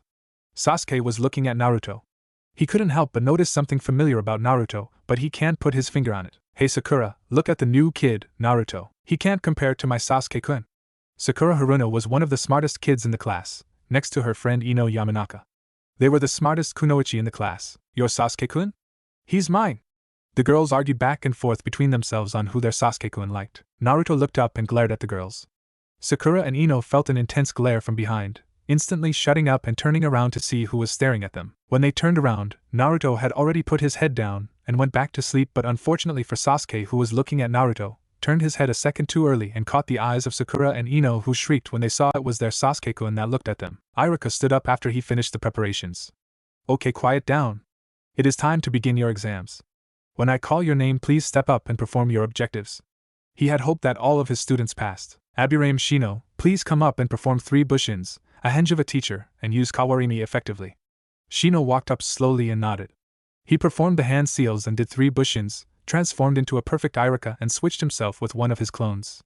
Irika and Mizuki nodded to each other to confirm his passing. Congratulations, you passed. Irika handed Shino his headband. After Shino, there were some more people called, including Sakura and Ino, who passed with excellence. Irika smiled at the people who passed so far.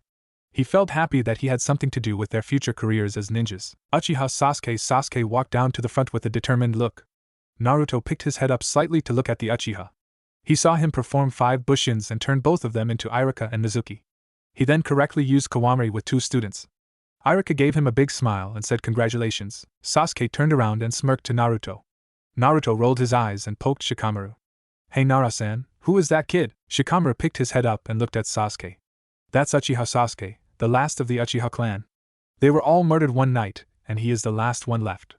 The villagers treat him like a god because of his bloodline. Naruto took one look at the Uchiha and laughed. He doesn't look like much. Shikamaru laughed as well. You know, you're not bad, come join me and Choji at Ichiraka today. Naruto gave out a small smile and nodded. I will see you at lunch then Nara-san. Shikamaru shook his head. Call me Shikamaru, I'm not my old man. It's too troublesome to be him. Okay then Shikamaru. Uzumaki Naruto Iruka read the name off his clipboard. Naruto was the last one on the list that hasn't gone yet. He hoped the Hokage knew what he was doing by putting Naruto in the academy. As Naruto went down to the front, he felt all eyes on him. He figured everyone wanted to see what he could do, knowing he that was new and all. Okay, you know the drill. 3 bushins, henge and a kawarimi jutsu. Naruto nodded. He held up one hand and produced 1 bushin. I said 3 bushins, not 1 Naruto. Iruka looked in disappointment at the boy. Even the average academy student could make 3. Sasuke smirked from his seat. I knew he was weak. Naruto looked confused. I do have 3 bushins out here, like hell you do dope. Naruto turned his head to see a boy with a dog on top of his head insulting him. Kiba! Sit down now! Iruka yelled to the boy to sit back down in his seat. What do you mean Naruto? He looked at Naruto confusingly. You said to perform 3 bushins, a henge and kawarimi right Yumino-san? Iruka tried to decipher what the boy was trying to say but he couldn't make any sense of it.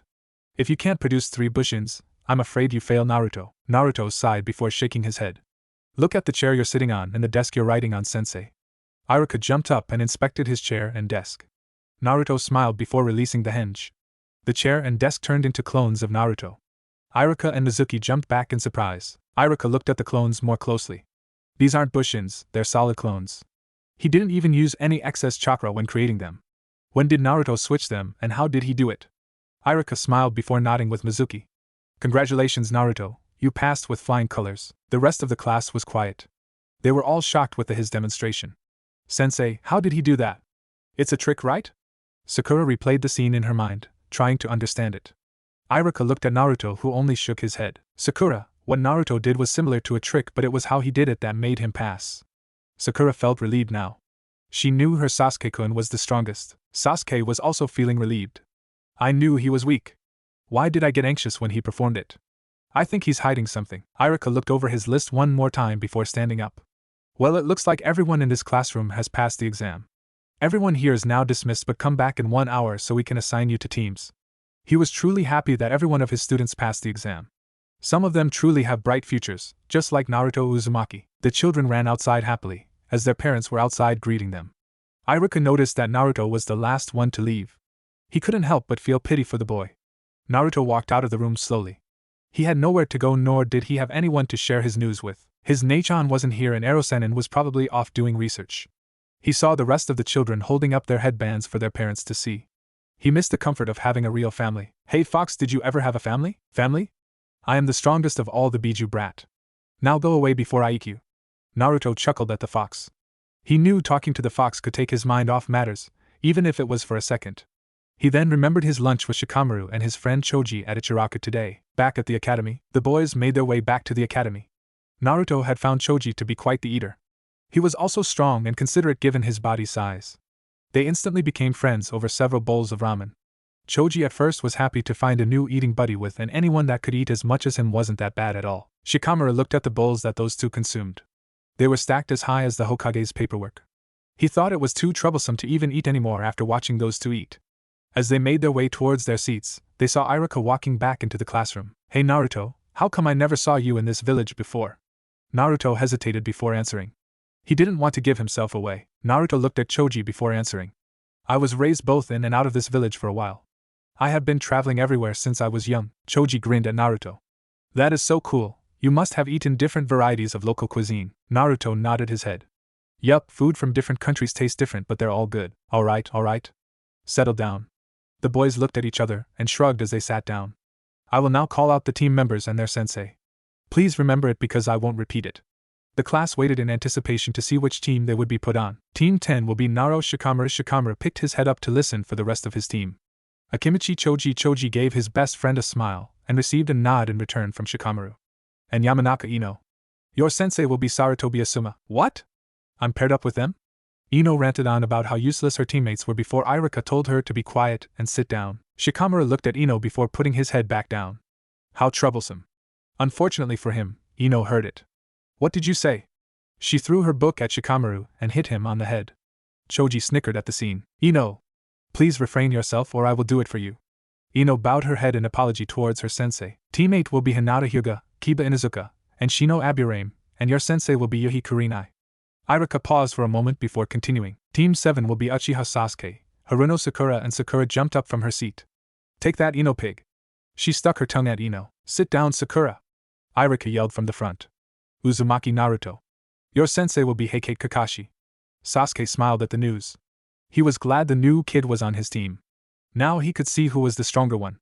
Okay, now that your teams have been called, please wait here and your sensei will pick you up. Irika left the room after the announcement, leaving the students to talk among themselves. 10 minutes later, there was a knock on the door and the students were quiet.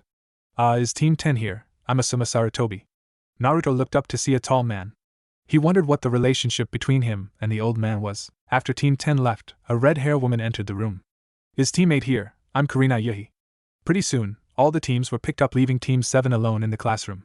Sakura couldn't be happier. She was in the room with the boy of her dreams. Yes. Love conquers all. Sasuke was too busy ignoring her and analyzing Naruto. Naruto was just oblivious to everything. He had his head down, sleeping. He didn't detect any chakra signals around the academy. He figured their sensei forgot about them, which was okay to him. He didn't care much for this team. 2 hours later, as Hitaki Kakashi walked into the classroom, he figured his students were angry at him. Oh well, it's not like I'm going to pass them anyway. He opened the door and walked in. Yo! Kakashi waved his hand to greet his students. Sensei, you're late. Sakura's loud voice echoed through the empty classroom. Shut up, Pinky, you're very loud. She turned around to see Naruto rubbing his eyes. Kakashi noticed Naruto, who was actually wide awake.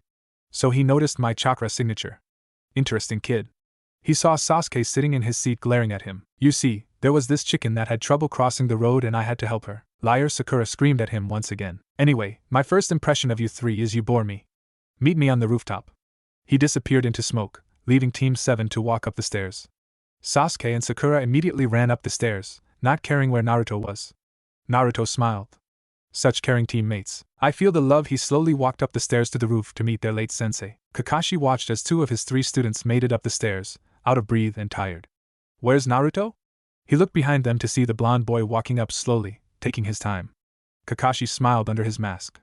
This will be an interesting team. Okay, as soon as our last member arrives, we'll start with introductions. When Naruto finally reached the top of the stairs, he found everyone looking at him. He quickly made his way to sit beside Sasuke. Okay, now that we're here, why don't we introduce ourselves? Tell me your likes, dislikes, and your dreams for the future. Sakura was a little confused. She didn't know what to say in front of their sensei. Sensei, why don't you go first so we can have an example? Fair enough. My name is Hitaki Kakashi. My likes and dislikes are a lot of things and my goals are none of your concern. Sasuke and Sakura glared at Kakashi. They didn't learn much except for his name. Naruto laughed to himself. So his name is Hitaki Kakashi, the copy ninja. Kakashi noticed how Naruto was being quiet. You, the very quiet one, why don't you go first? Naruto looked up and figured there was no way out of this. My name is Uzumaki Naruto.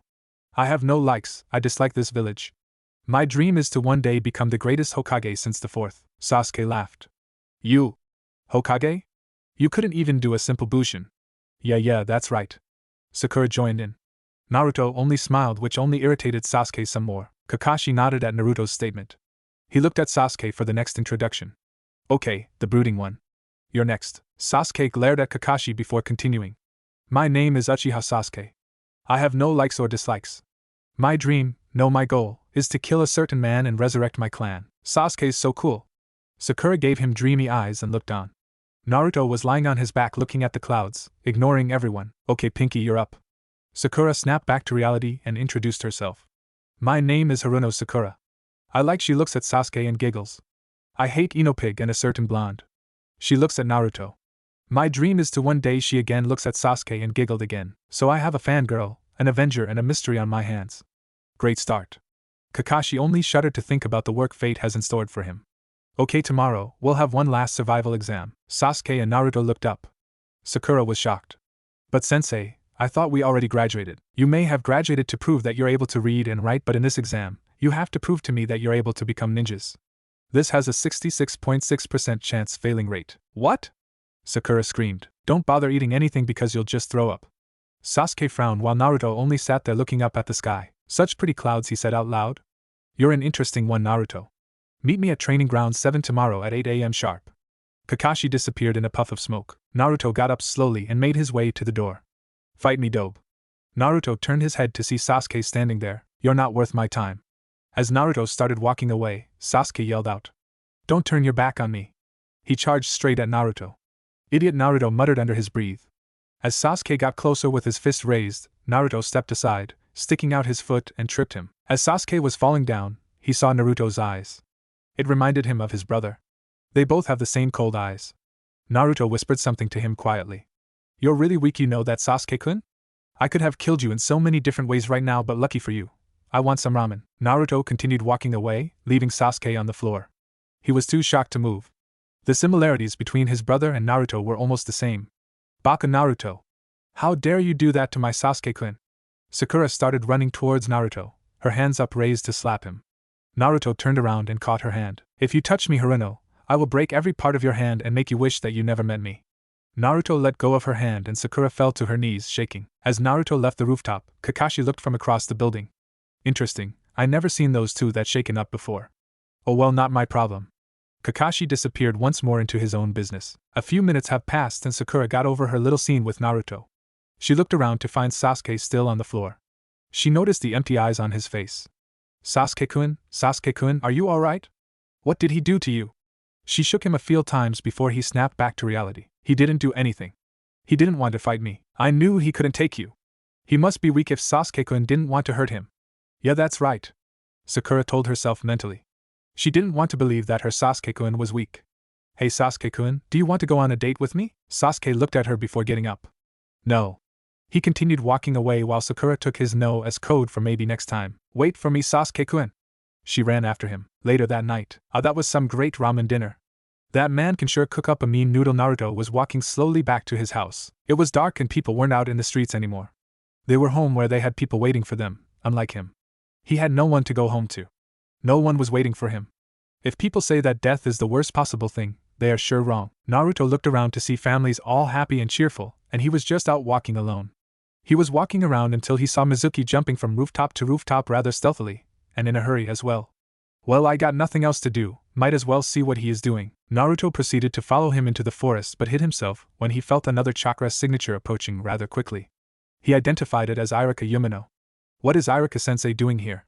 He saw Iruka jump in front of Mizuki. Hand over that scroll, Mizuki. It is against the law to steal the forbidden scroll. Naruto looked at the big scroll behind Mizuki's back. So that's the forbidden scroll. I remember Ero-sen telling me that it holds great power in there. He waited and watched the scene play out. Don't be such a drag, Iruka. Join me and we can learn the secrets of the scroll together. Iruka took out his kunai and got ready to charge. Over my dead body. Iruka charged head-on against Mizuki, but Mizuki was ready for it. He thrusted a palm strike into Iruka's face, sending him back into a tree. He reached for his weapon pouch and quickly flung a handful of kunais, striking Iruka on his arms and knees, rendering him unable to get up. Well, since you can't join me, it looks like we part here. As Mizuki reached for his shuriken, he was punched in the gut by an unknown ninja. He staggered back, holding his stomach to take a good look at his attacker. Iruka looked up in surprise to see his savior. Naruto Uzumaki, at your service. Naruto gave a little smirk as he watched Mizuki stood back up. Mizuki tried to talk his way out of it. He knows the situation looks bad, but maybe he could convince the demon to join him. Why don't you join me, Naruto? We're the same, you know? Naruto only laughed at him. We're nothing alike. I'm so much better looking than you, Mizuki smirked. We both want something more in our lives. You have a secret that possibly even you don't know of. Do you know why you're hated, Naruto? Why everyone keeps giving you dirty looks? Iruka realized what Mizuki was trying to do. Stop, Mizuki, it's against the rules. He tried to get up but he found himself unable to. Naruto, the reason why everyone hates you is because I'm the Kyuubi no Yoki. Naruto interrupted him and finished his sentence. Mizuki looked shocked. How did you know? He backed away slowly. If the Kyuubi was released, not even the scroll could save him. I know for a long time now and there is a reason why I came back now. Naruto walked closer to Mizuki. Stay away from me, demon. Mizuki spat out venomous. Naruto had a little sadistic smile on his face. I could care less if you try to destroy this pitiful village, but if you try and use that power to hurt the few precious people that I hold dear to me, I'll kill you. Mizuki put his hands up in the air, trying to defend himself. You talk, big demon. Let's see you walk it. Mizuki threw a punch towards Naruto's face. Word does not get out, Irika-sensei. Irika nodded as he saw Naruto jerked his head to the right to avoid the punch. Naruto pulled his hand back, palm wide open. Don't look away, you're in for a surprise. Blue chakra started spinning in his right hand. They started coming together to form a perfect sphere. Irika looked in surprise. That jutsu looks familiar. Mizuki tired to step back but found Naruto holding on to his shirt. Who would not run away when they are able to see chakra to an amount that was visible to the normal eye? He saw Naruto gripping tight to his vest, not letting go, but he had a smile on his face. Rasengan! Naruto cried out before thrusting his right hand forward into Mizuki's chest. The impact sent Mizuki spinning into a tree, killing him instantly. The force of the impact left a dent mark of 3 centimeters thick. Naruto walked up to an injured Irika. Are you alright, Irika-sensei? He offered his hand slowly to Irika, unsure if Irika was a threat to him or not. Irika smiled at him before taking his hand. You have my greatest thanks and respect, Naruto. No problem, sensei, you happened to show up before me. Now what you saw here tonight is to be kept confidential between you and me. Do you understand? Irika only nodded his head. His whole body ached and was in pain. I'll treat you to ramen sometime, Naruto, but for now, can you help me to the hospital? Yeah, hold on for a second. Naruto went to grab the scroll before going back to help Irika to the hospital. I have to leave you at the hospital, sensei. I have to meet my sensei early in the morning. Irika looked at Naruto before laughing. Don't worry about being late, Naruto. Kakashi has been known to be the late ninja. He would probably be late to his own funeral. Just take your time and eat some breakfast. No sense in not doing it. Thank you for the advice.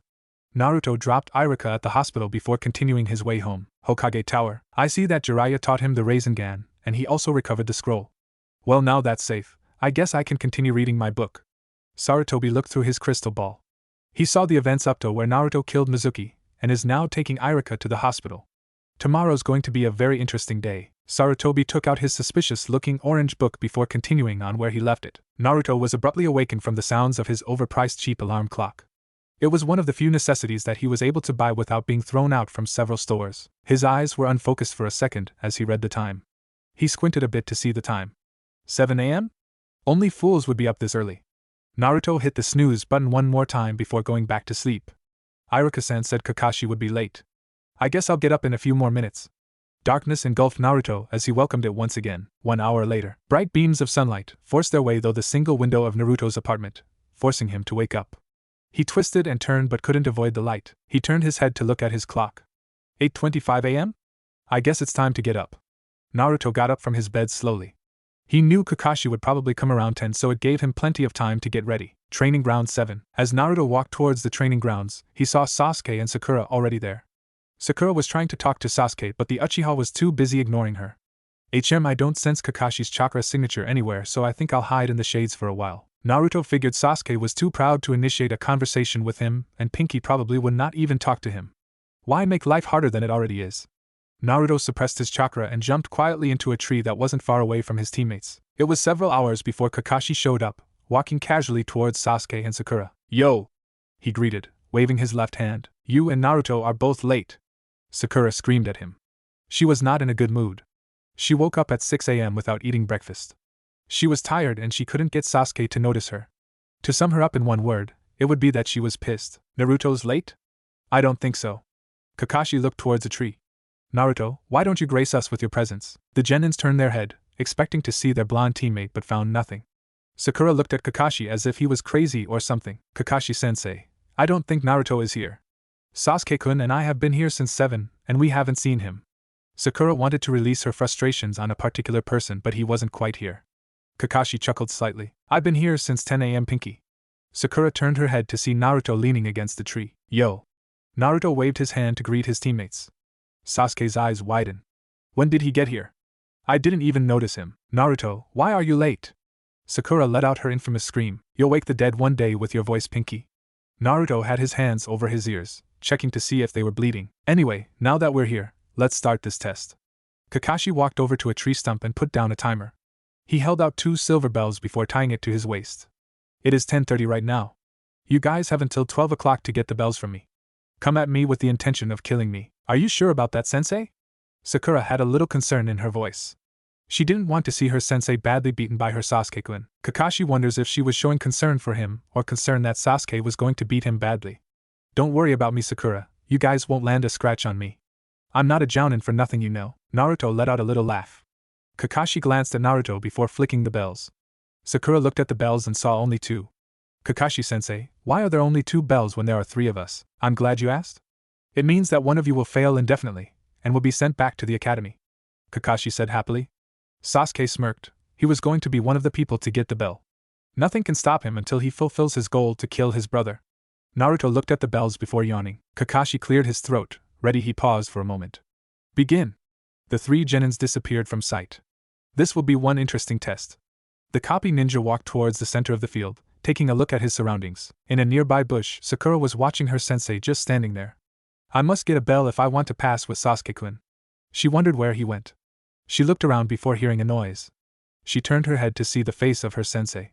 Boo! Sakura, her eyes widened as she saw him holding up a seal. Kakashi held up his hand in a ram seal. Megan, Narakumi no Jutsu. Sakura saw leaves whirling around her as her vision went blurry. She ran out from her hiding place in hopes of running away from her sensei. She saw her beloved Sasuke-kun leaning across a tree, with blood coming out of his mouth and wounds all over his body. It was a gruesome sight. Sakura, run. Those were the words she heard before he fell over dead. She let out a high-pitched scream before fainting. Kakashi stared at his student when she let out a scream. She fell for the easiest genjutsu? Isn't she supposed to have good chakra control? I wonder how reliable those reports are now. Kakashi's sweat dropped as he saw how easily Sakura fell to his genjutsu. Sasuke, who was hiding in a nearby tree, heard a girlish scream. That must mean he got to Sakura. Easier for me now since there are 2 bells and I only need 1. He continued to keep his eyes open for his sensei. Naruto turned his head to the voice of the scream. Haha, Pinky must have went down hard. He chuckled to himself before finding a tree with a nice spot to lie in. Kakashi walked back onto the field. 1 down, 2 left.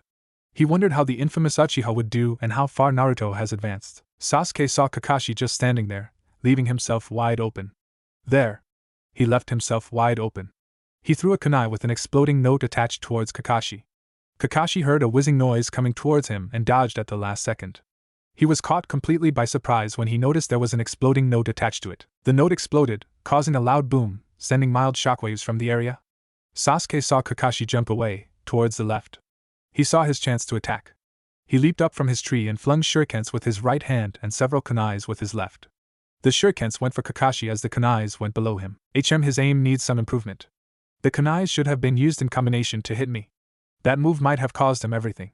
Kakashi saw the kunais flying under him, missing him by a wide margin while the shurikens were coming directly towards him. Kakashi heard a loud thump sound before seeing a rain of more kunais and shurikens flying towards him from every direction. Shit. He led me to believe that he was a novice to distract the intentions of the kunais. Sasuke Uchiha, I can't underestimate him. Sasuke was standing nearby as he saw his sensei get impaled by his trap. Over already? Sasuke went on high alert when he saw his sensei's bloody body turned into a log. Kawamari! Shit, that means he knows my location. Sasuke ran from the tree and into an open area, so that's where he was. Kakashi jumped up from his own hiding spot before confronting Sasuke. Naruto yawned as he watched his teammate try and best the famous copy ninja. This test is so obvious, I'm surprised Sakura didn't notice this first. Naruto watched the fight between Sasuke and Kakashi with little interest. He knew Sasuke was way in over his head, but it was funny to see Kakashi knock him down a peg or 2. Sasuke took out a pair of kunais before raising it to guard himself against his sensei. He was about to throw it when Kakashi reached into his weapon pouch. Kakashi noticed Sasuke hesitating. Why didn't you attack me? I was just going to take out this. Kakashi pulled out a dark green book. Don't worry, you probably won't even stop me from reading. Sasuke was fuming mad. He was supposed to be an Uchiha and here, he was getting mocked by his sensei. Sasuke threw his kunai before rushing towards Kakashi. Kakashi caught the kunai with his right hand, and stepped back just to avoid his student's punch. Sasuke swung his right hand towards Kakashi's face. Kakashi dropped the kunai before catching the fist. Sasuke then turned his body around and threw a kick from his sides, which Kakashi caught by using his left hand. Kakashi began to spin his body, increasing his momentum and using the boy's momentum as well to throw the Uchiha away. Sasuke landed on a tree before disappearing in smoke. Bushin? Kakashi turned around to see Sasuke finishing up some hand seals. Katan, Gokakyu no Jutsu. Sasuke finished the seal and sent a huge fireball towards Kakashi. An academy student should not have this much chakra reserves to pull this off. He mentally yelled to himself. He dashed towards the incoming fireball and disappeared. Sasuke's attention was being diverted to the scorching of his sensei in front of him. He didn't notice Kakashi appearing behind him and knocking him out. Naruto was enjoying the fight between Kakashi and Sasuke. Wow, that's a big fireball. Naruto let out a low whistle to the display that he witnessed. Guess that means it's my turn now. Naruto disappeared from his tree. Sakura was starting to wake up. She felt her head ache in pain as she got up. Her eyes went huge when she saw her Sasuke-kun lying on the floor unconscious. Sasuke-kun! She ran to him, making sure he wasn't dead. He's okay, Pinky. Kakashi-sensei didn't hurt him that much. Sakura heard a familiar voice behind her. She turned her head to find Naruto just standing there. Why didn't you help him, Naruto? She was pissed at him for not helping Sasuke. She yelled at him some more before Naruto found her presence irritating. Naruto looked at her coldly. Why would I even consider helping someone who disrespects me? He has done nothing to deserve my respect. He looked around before whispering something to Sakura. If you plan on crossing my path as well, I promise you that you won't live to see tomorrow. He said quietly yet cold. Sakura felt the chills going up from her back and saw Naruto's cold eyes. His face showed no emotion. She looked away. She couldn't stare into his harsh, cold eyes any longer. She was feeling scared at the moment. Sasuke-kun will beat you, just you wait, you jerk, Sakura said in a low whisper voice. She didn't know if she was brave enough to speak back against Naruto or just plain stupid. Naruto looked at her with an amused grin on his face. If he's going to kick my ass, then tell me why is he unconscious? Sakura didn't answer him because she was unable to. She gently shook Sasuke to wake him up. Sasuke felt someone shaking him as he woke up slowly. He slowly sat up and saw Naruto standing next to him. What are you doing here, dope? He glared at Naruto. Naruto gave out a little smirk. For a person that got his ass handed to him, you sure are quick to judge. Naruto replied calmly. Why don't we work together to get a bell? Sasuke picked himself up slowly with help from Sakura. I don't need help from a dead lass like you. You may not want my help, but don't take your anger out on me because someday I might have to kill you, Sasuke-kun. Naruto started to walk away but turned his head to look at Sasuke again. Don't say I didn't extend my services to help someone weaker than me. Naruto disappeared, hoping to find Kakashi so he can get the bells. Sasuke gritted his teeth. Not only did he not get a bell, but he felt the power radiating from the blonde. I think he got the meaning of the test, but he didn't have to be so cold to them. Kakashi saw the scene from his hiding spot. 2 out of the 3 have already failed. He was just waiting for the last of his students. He couldn't sense Naruto's chakra signal anywhere. As Kakashi was looking around in his tree, he was greeted with a fist to the face. Boo sensei. Kakashi heard the greeting as he flew out of the tree, landing on the ground. Kakashi rubbed his face, trying to ease the pain away. Damn, he packs a punch. Kakashi looked up to see Naruto standing there grinning. Please show me a good time, Hatake-san. He saw Naruto standing there. He noticed that Naruto didn't have his sword. Where is your sword then? I said show me a good time, Hatake-san, not me killing you. Naruto replied in a calm tone. He wondered if his sensei is stronger than his Nei-chan. Ninja rule number 27, don't be cocky. Kakashi disappeared from the ground and appeared on top of Naruto, performing a leg drop. Naruto didn't turn around as he raised his left hand and caught his heel. Kakashi was surprised to see his student catch his leg with little effort. I'm not cocky, sensei, I'm just stating the obvious. Naruto threw Kakashi across the field hard. Kakashi landed on the ground with little effort. Sasuke and Sakura was watching the scene play out from their spot. That dope landed a punch on him when I couldn't even hit him. Sasuke was carefully watching the match, angry at Naruto for hiding his power. I must have his power. Sakura had her eyes glued on the match. Kakashi-sensei isn't reading that book of his. Does it mean that he's taking this seriously, Sasuke-kun? She barely heard a mumble from Sasuke. Looks like it. The two looked on as they saw both Kakashi and Naruto stretched before charging at each other. Naruto dashed towards the copy ninja. Kakashi only saw slight blurs of the mysterious blonde. Naruto appeared in front of him and performed a leg sweep only to have Kakashi narrowly avoiding it by jumping up, but Kakashi was caught by surprise when he saw another Naruto jumped over the lower one with his leg aimed towards him. Kakashi put his arms up to guard by pure reflex. What the hell? I didn't see him perform any hand seals. He felt the kick forcing him back in midair. He did a backflip, landing in a crouching position. Ninja rule number 1 Taijutsu. Kakashi charged towards him. Right hand aimed to back slap Naruto, but Naruto stepped back avoiding it.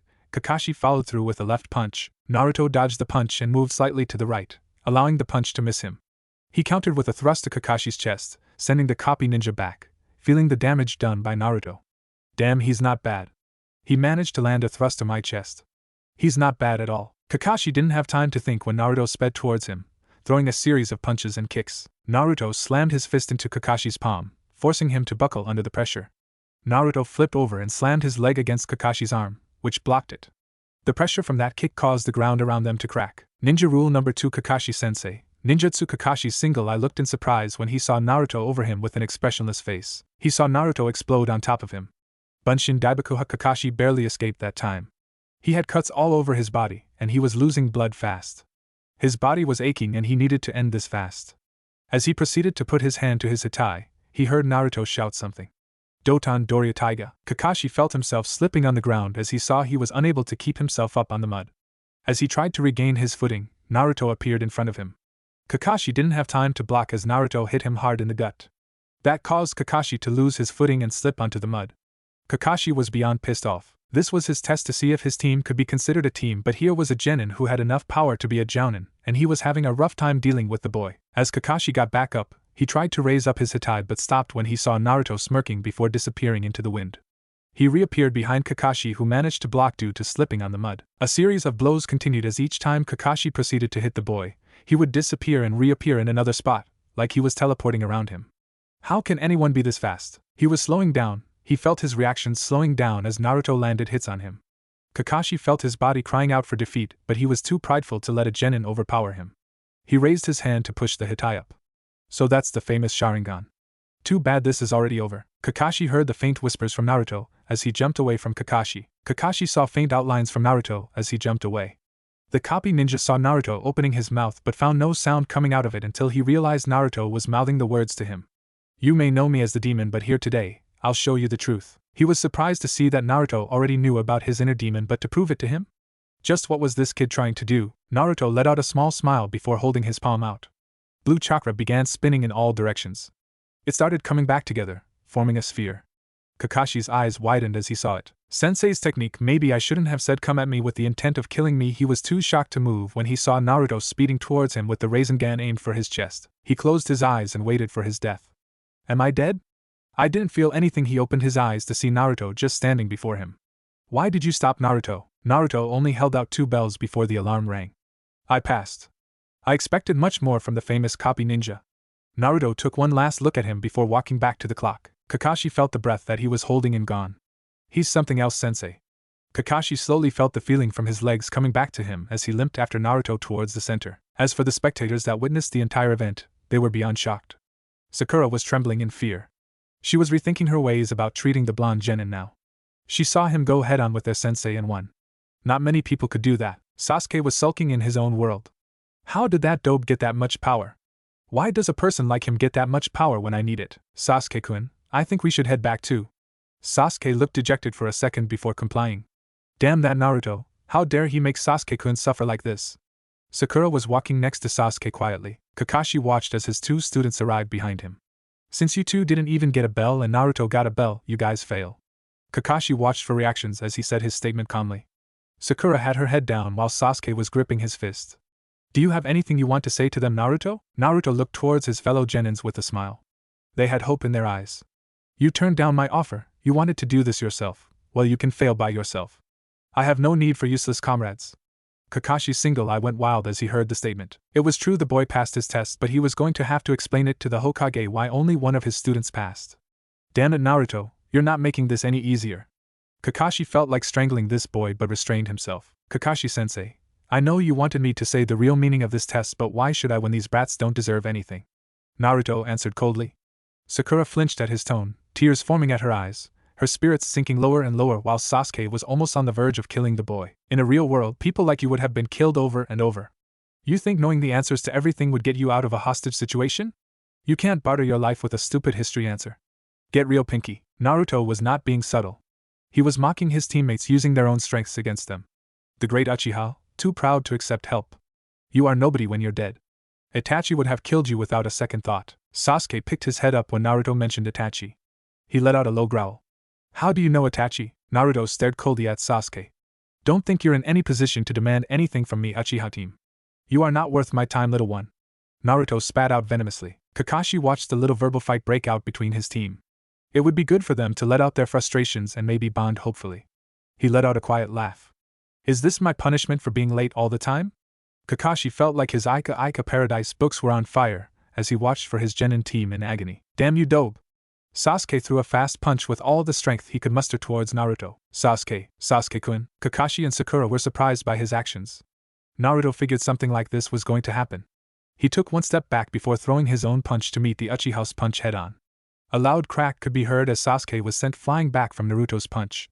His right hand was currently nursing his left fist. The bones in his knuckles were now crushed from Naruto's fist. Sakura ran over to her precious Sasuke. Sasuke-kun, are you okay? Naruto, why did you go and do that? Sakura, forgetting her fears of Naruto, looked him straight in the eye. Why did you have to hurt him? Naruto glared right back at her. Why should I let him attack me? If you get in my way, Haruno, I'll kill you too. Naruto started walking away. Naruto, you didn't have to go that far. Why don't you tell them the real reason of this test before you go? Sasuke was too busy nursing his right hand before getting back up. Naruto! Sasuke pushed Sakura away as he charged in with his left. Naruto turned around and was prepared to counter when Kakashi appeared between the boys. He caught Sasuke by the wrist, forcing him to stop. Teamwork, you ignoramus. A genin cannot hope to best a jounin. This test was designed to have us work in a team to beat him, but I gave you two the chance to work with me, but you didn't, so you don't deserve my respect nor my help. Naruto looked Sasuke in the eye. Sasuke flinched at Naruto's cold blue eyes. Don't ever cross me, Uchiha, or I'll make Itachi look like a little toy compared to me. Naruto whispered it to Sasuke. Kakashi groaned. Naruto, don't add any more unnecessary insults to him. So what will you do with the extra bell? Who do you want to give it to? Naruto looked at Kakashi in a weird way. If you're still testing me, I could care less, but I'm keeping this bell. Nothing is keeping me away from becoming Hokage. I could care less if they fail.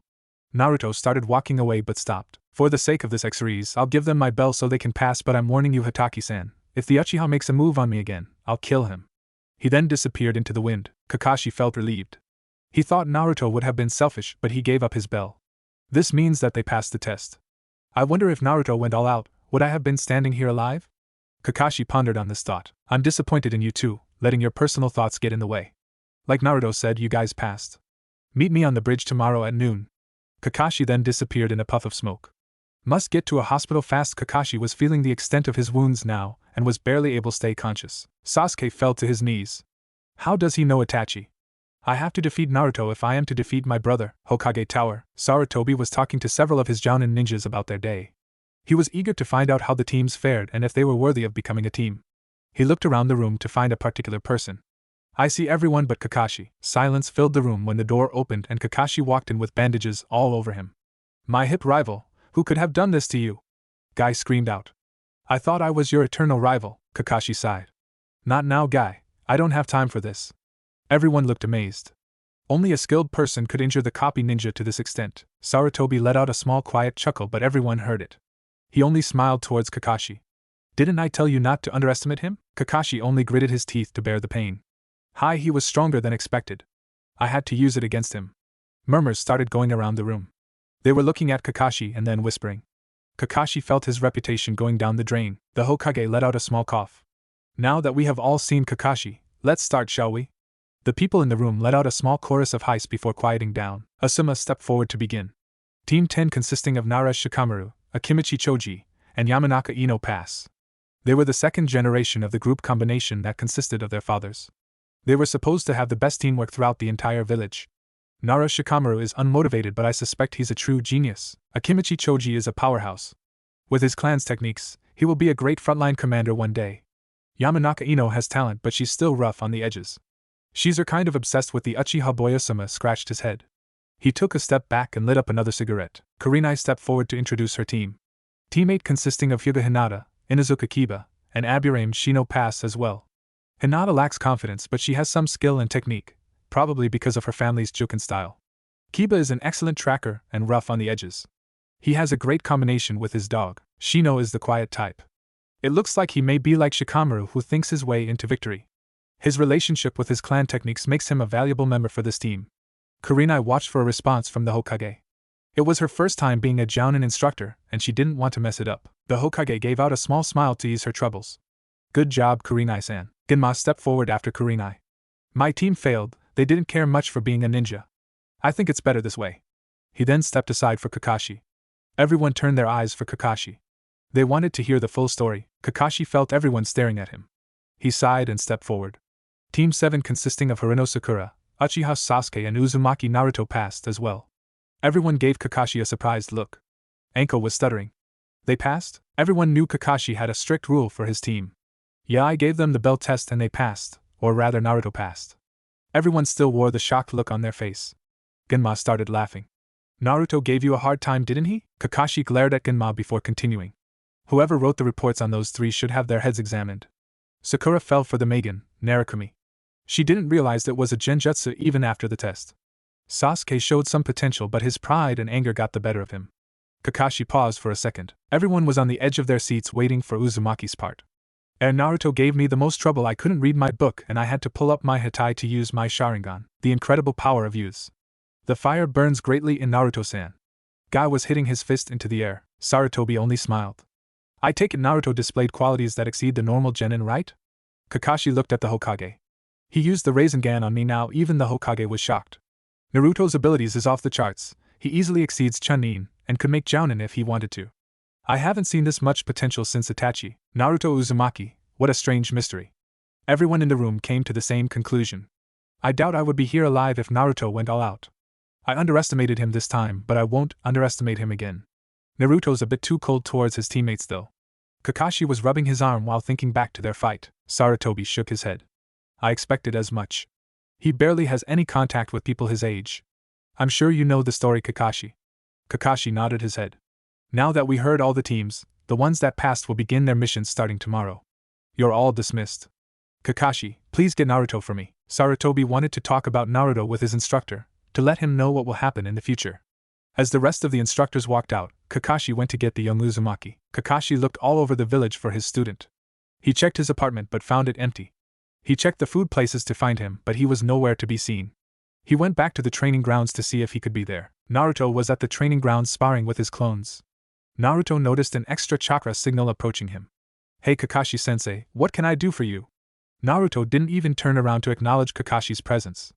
He was too busy slashing at his clones. Kakashi stood at the field staring at the massive amount of clones. The Hokage requests your presence, Naruto. Naruto continued sparring with his clones. The old man can wait a bit, I'm going to finish this first. He dispelled 2 clones with a swipe of his sword. Kakashi shrugged as he took out his book and started to read. He found it hard to read when there was a blonde mystery standing in front of him.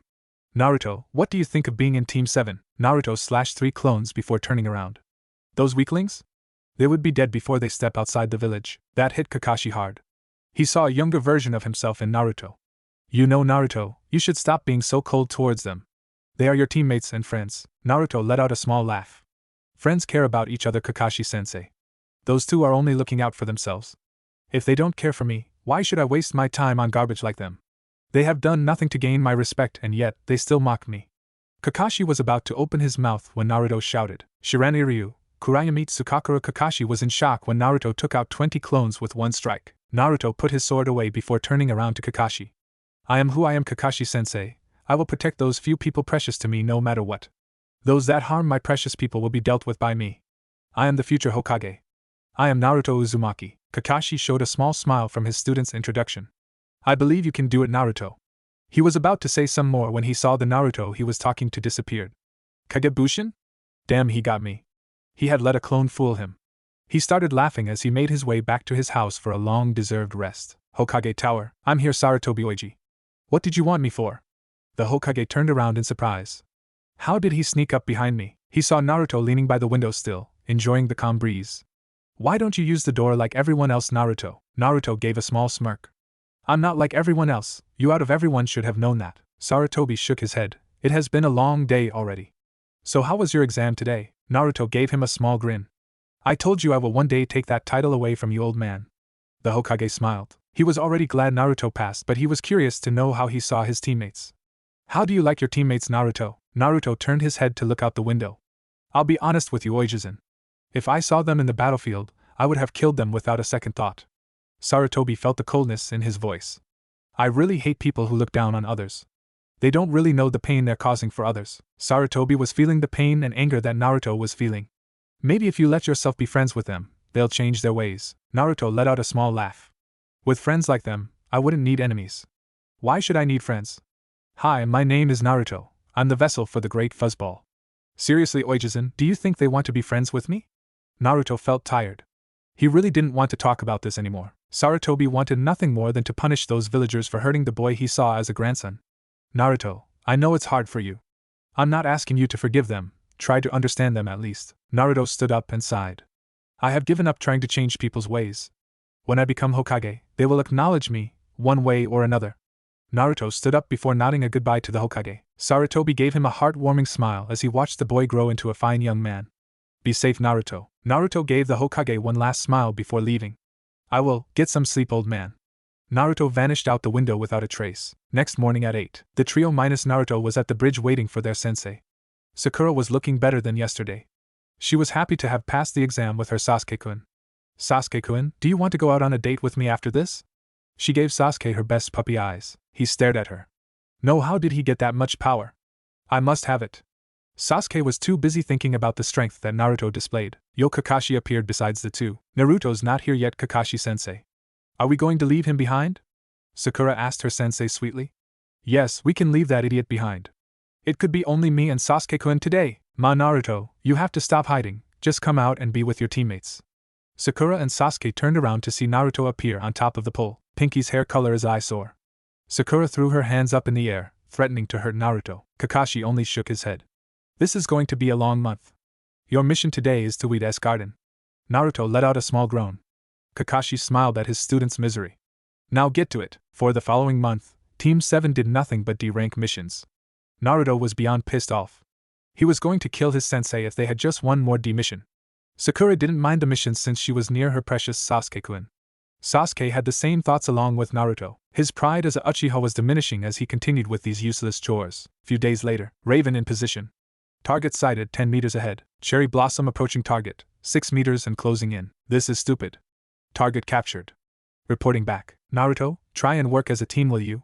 Kakashi sat in a tree reading his green book. Once it was okay, twice it became annoying, 3 times and I refused to do this ridiculous exercise again. Naruto approached his sensei holding the cat by its neck. He glared coldly at the cat. Naruto didn't even bother turning around to know who was yelling at him. Naruto! You were supposed to work with us. Sakura spoke up from behind him. Sasuke was in his usual brooding mood. There was a limit on how much a person can take to her whining. Naruto's point was almost reached. Shut your wide mouth for once, Pinky. He turned his attention to the cat again. I can snap your neck right here, cat. The cat shuddered at Naruto's cold gaze. Naruto, stop harassing the cat. He turned around and gave an evil grin to Sakura. Then you want me to do it to you? She backed away, far away from Naruto. Sasuke walked up to Naruto. I'll distract her next time so you can kill that cat. Sasuke gave the cat a sinister grin. Naruto let out a small chuckle. You're not bad, Uchiha. He walked up to Kakashi. I want a better mission now. Ma Naruto, all genin are supposed to complete a certain amount of D missions. Kakashi didn't even look up from his book. Naruto let out a little killing intent. The cat froze up there and Kakashi looked up. I'm not asking for you to let us, I'm demanding it, one way or another.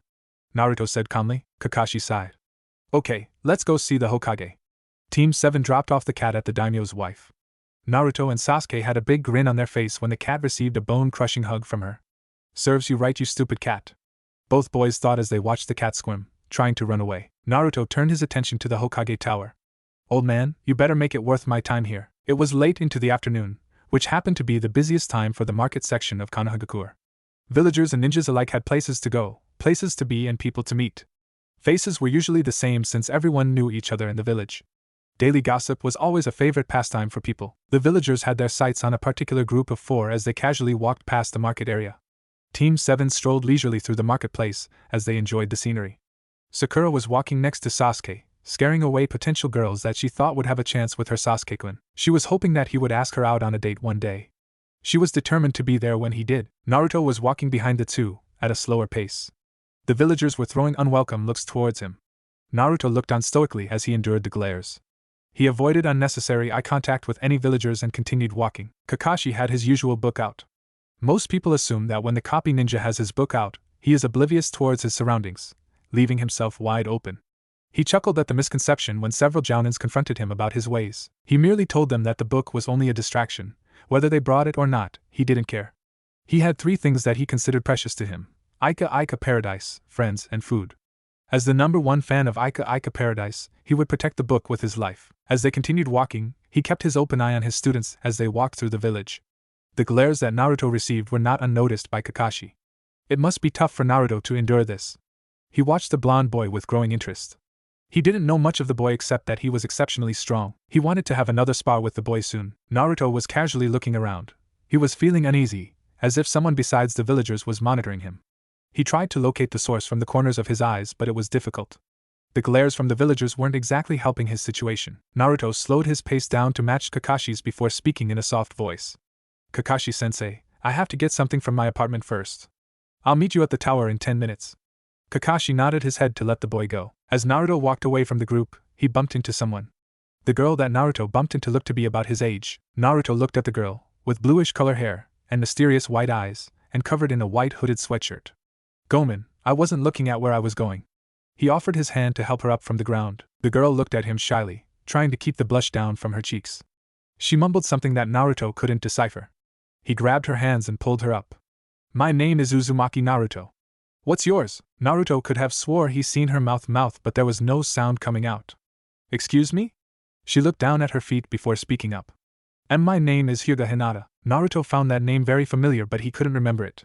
So what are you doing here, Hyuga-san? Hinata was poking her index fingers together, trying to answer him when they heard a voice from behind them. Ichiwai, what do you think you're doing with Hinata? Naruto turned his head to see a boy with red cheek marks flying towards him. Naruto merely glanced at the incoming human projectile as the boy missed his intended target. Naruto grabbed the boy from behind and threw him against the wall, firmly holding the unknown boy's arm against his back. Kiba-kun, Ano and Naruto-san here wasn't doing anything to me he was just talking to me. Hinata was shocked to see her teammate trying to tackle Naruto. Ow, damn, let go, damn it. Kiba was struggling against Naruto's grip, trying to break the arm lock, but he couldn't budge against the blonde boy. Rough Akamaru was barking at Naruto. He ignored the warnings from the dog and firmly held the boy. What did you think you were doing by attacking me? It's against the law to attack a fellow Konoha ninja, Naruto said coldly. A soft voice spoke up. I would appreciate it if you didn't break my student's arm, Uzumaki Naruto. Naruto turned around to see Kurenai Yahi coming out from a shop. Kurenai-sensei. Kiba and Hinata were glad that their sensei came out when she did. Naruto finally remembered where he heard these names before. It was during the Genin team selection that he met the girl. Every time he would turn his head, he would catch the girl staring at him and blushing when he looked at her. Your student here jumped into a situation that he didn't fully understand. It would be wise for future references that he should learn some restraints before rushing head on. Naruto answered back in a monotone voice. Kiba struggled some more. You just caught me off guard, Dobe. Even weaklings get lucky. Kurenai raised her eyebrow at Kiba's remark. She was considering the boy's advice. Maybe Kiba does need some training. Naruto frowned and applied more pressure on Kiba's arm.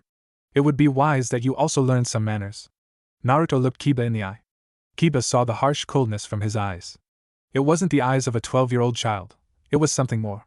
Kiba broke the glance from Naruto and continued to struggle. If you want to fight me in Izuka, prepare to fight me with your life. Naruto answered in a cold voice. Everyone felt the coldness of Naruto's voice. Enough. Let him go now, Uzumaki-san. Naruto shot Kurenai a cold glare before throwing Kiba to the floor. He nodded his head towards Kurenai. Good day to you, Yahi-san. Naruto walked past Kiba, who was currently having Hinata tending to his arm. Naruto found Hinata looking at him as he was walking by. He looked at her.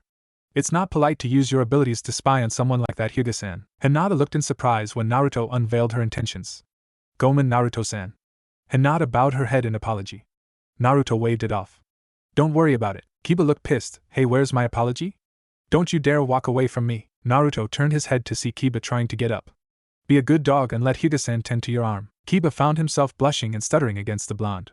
Damn it. This isn't over. Hinata's face was turning even redder as she saw that she had her hands on Kiba's right arm. Naruto walked past Team 8, only to find Shino leaning against the wall. Thank you, Shino. The silent boy nodded his head before walking back to his team. It was by coincidence that Shino's bugs alerted Naruto ahead of time about Kiba's incoming attack. Shino's not a bad person. I'll remember this favor. Seeing as his problems were now taken care of, he dashed off towards the Hokage Tower. Kurenai turned around to talk to the boy again but was surprised when she saw the mysterious boy nowhere in sight. Hokage Tower. The Hokage Tower wasn't exactly the most admirable place. The room was a single dull color, and it had only one window. Team 7 was standing outside the Hokage's door, waiting for their last teammate. Kakashi-sensei, why do we even have to wait for Naruto? Sakura whined again. Sasuke had already lost count on how many times Sakura was whining to Kakashi. Did you say something, Sakura? Kakashi answered without looking up from his book. Kakashi-sensei, put that book away. Kakashi continued to ignore his student as she continued to whine on. Naruto made it to the Hokage Tower with time to spare. He walked up the stairs and around the corner to find his team standing there, looking bored. Yo. Naruto waved his hand, walked towards them. He looked at the secretary before waving. How do you do, Rina-san? Rina looked up from her work and smiled politely towards the young boy. I'm fine, Naruto-kun. Here to see the Hokage again? Naruto raised his hand nonchalantly. Of course. The old man needs a bit of me in his life or else it would be boring. Rina giggled towards the young boy's action. Everyone in the village showed respects towards the Hokage, and here was a boy who has no respect for authority. He was like an untamed beast, a rather cute one. She knew of his secret but cared less of it. People are going to be like that when you become Hokage as well, Naruto-kun. Naruto merely grinned. I wouldn't expect much of it. Well, I'll take my leave now, Rina-san. Can't let the old man enjoy his day. Naruto gave the secretary one last wave before walking into the Hokage's chamber. He turned around to see if the rest of his team was going to follow him, or not.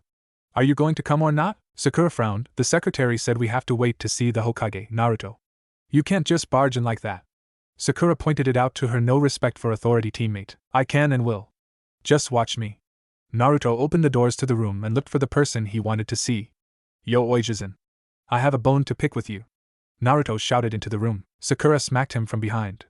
Baka, I can't believe you just did that, and don't call the Hokage that. Sasuke smirked. How stupid can you even be, dope? Naruto ignored the Uchiha's comment and let out a little growl at Sakura. Do you have a death wish, you eyesore? He was rubbing his head, clearly oblivious that there were other people in the room. Naruto, what can I do for you today? Naruto turned around to see other people in the room with the Hokage. Old man, I demand something else besides these D-rank missions. Sakura smacked Naruto again. I apologize on his behalf, Hokage-sama. Sakura quickly bowed her head, not wanting to offend the Hokage. Still no respect, Gaki? Naruto recognized that voice. It belonged to someone that he could never forget. He narrowed his eyes towards the old man sitting in front of the Hokage. Ero-sennin. Did you get caught peeping again? Jiraiya jumped up and smacked Naruto on the head. I thought I told you not to call me that, Gaki. He glared Naruto in the eye and the two were soon locked in a staring contest. Everyone in the room excluding Sarutobi was surprised by their actions. Sakura glared angrily at Naruto. Damn it, Naruto, if we get demoted, I'm going to kill you. Sasuke shot an angry look towards Naruto. Damn that dope, he just doomed us to a year of D-rank missions. At this rate, I'll never catch up to him. Kakashi paid no attention to the scene as he gave out a little giggle to show his interest in the book. Iruka sighed at the boy's lack of respect. Naruto, show some respect to a legendary Sannin. Team 7 turned their heads in surprise. Sakura and Sasuke looked in disbelief. Sasuke gritted his teeth. He was the last Uchiha. Why isn't he getting some sort of special training? Naruto, why is he always the one getting more training than me? I need the power to accomplish my goal. He glared at Naruto while Sakura stood there shocked. Iruka walked up and smacked Naruto across the head. Naruto let out a small growl. What is this? Smack Naruto on the head day? I swear you all have a death wish. Naruto massaged the back of his head while he grumbled on for a few minutes before turning to the Hokage. Old man, I demand a better mission. Iruka looked surprised at the tone the genin was speaking with towards the Hokage. Naruto, watch your mouth. Every genin has to complete a certain number of D missions. Iruka explained the importance about missions and what they do for the village. Sakura was paying close attention while everyone else was off in his or her own world. What are you doing back here, Ero-sennin? Naruto poked his sensei on the arm. Jiraiya swatted Naruto's arm away. Stop that, Gaki.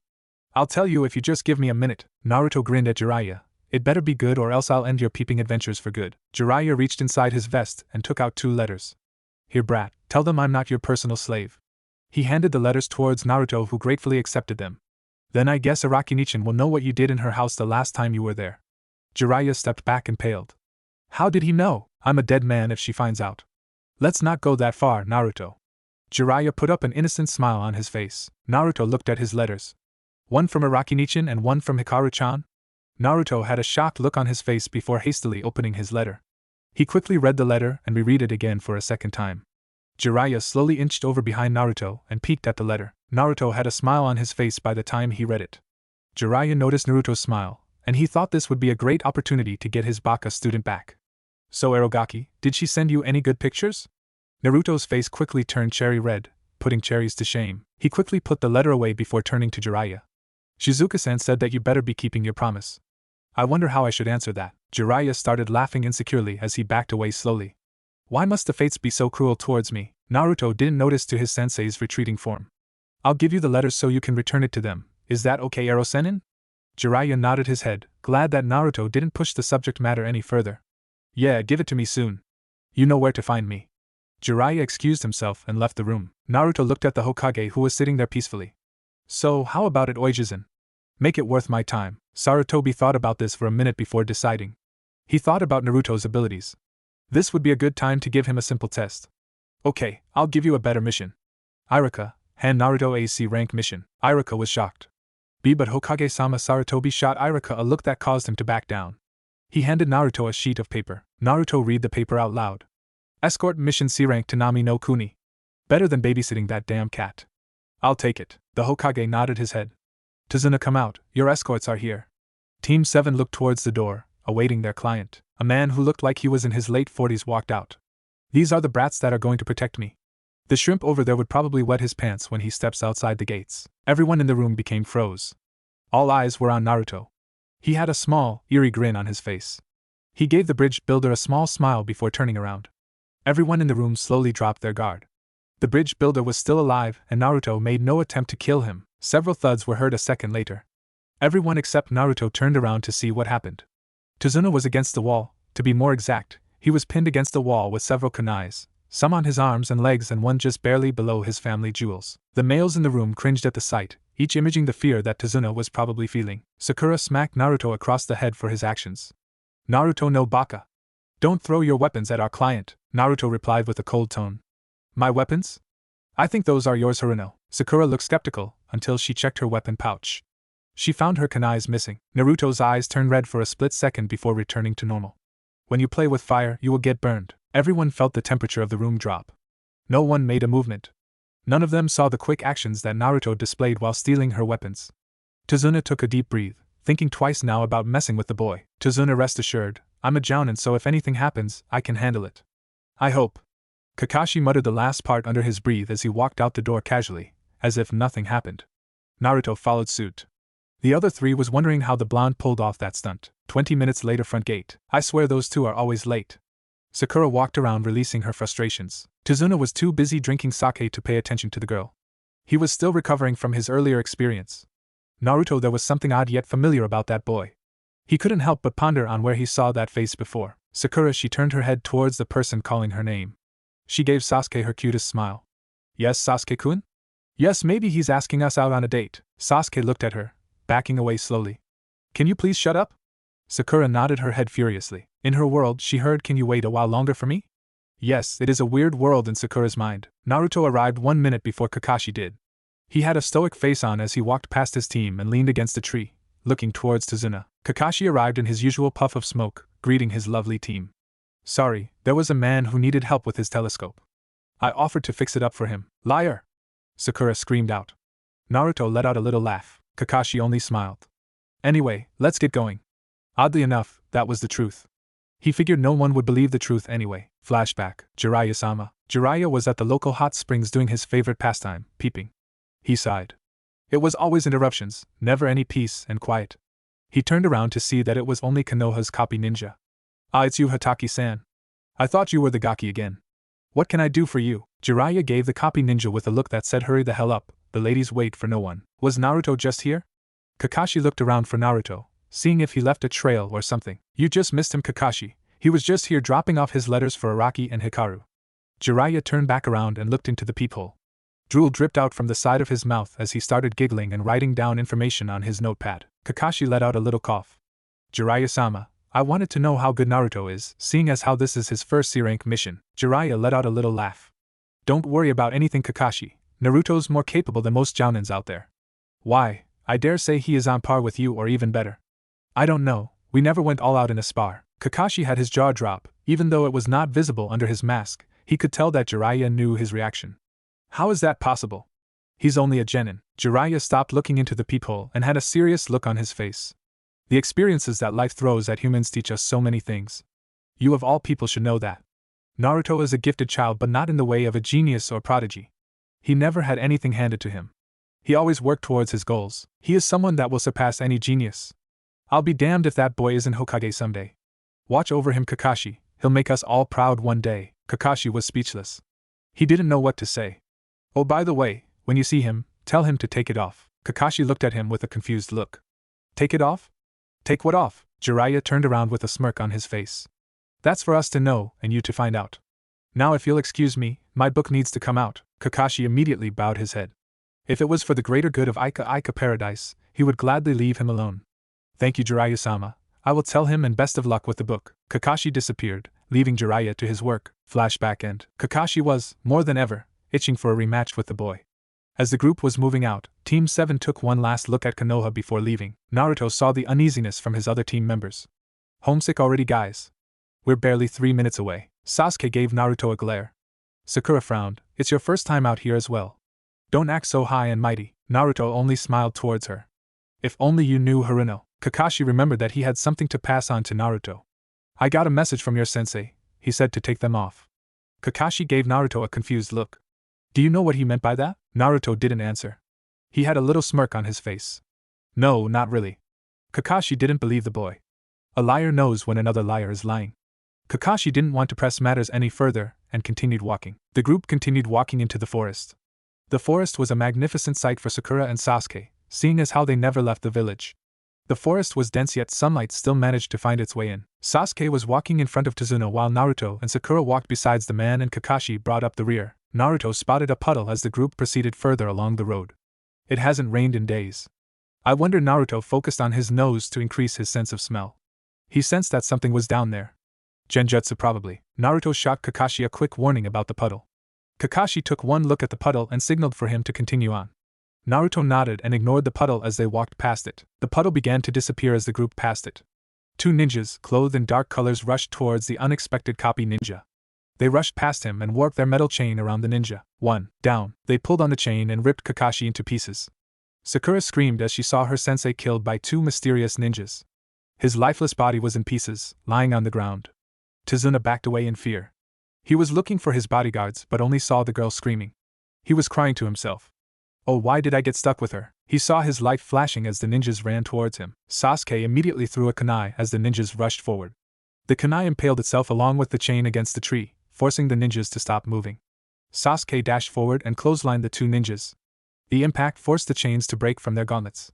They got back up slowly, with killing intent leaking out. Sasuke jumped back in front of Tazuna. I'll protect you with my life, old man. He slipped into the Uchiha stance and got ready. As the battle proceeded, no one noticed where the blonde disappeared. Sakura jumped back into the battle when she saw that Sasuke was the only one fighting. She stood next to Sasuke with her kunai held tightly in her hands. The mysterious ninjas rushed forward, claws aimed to kill.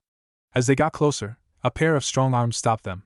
Sakura's eyes lit up with happiness when she saw who it was. Kakashi-sensei. Sakura sighed with relief as her sensei stood in front of her once again, and not dead. Sasuke looked at his once mutilated body to see it change into a pair of logs.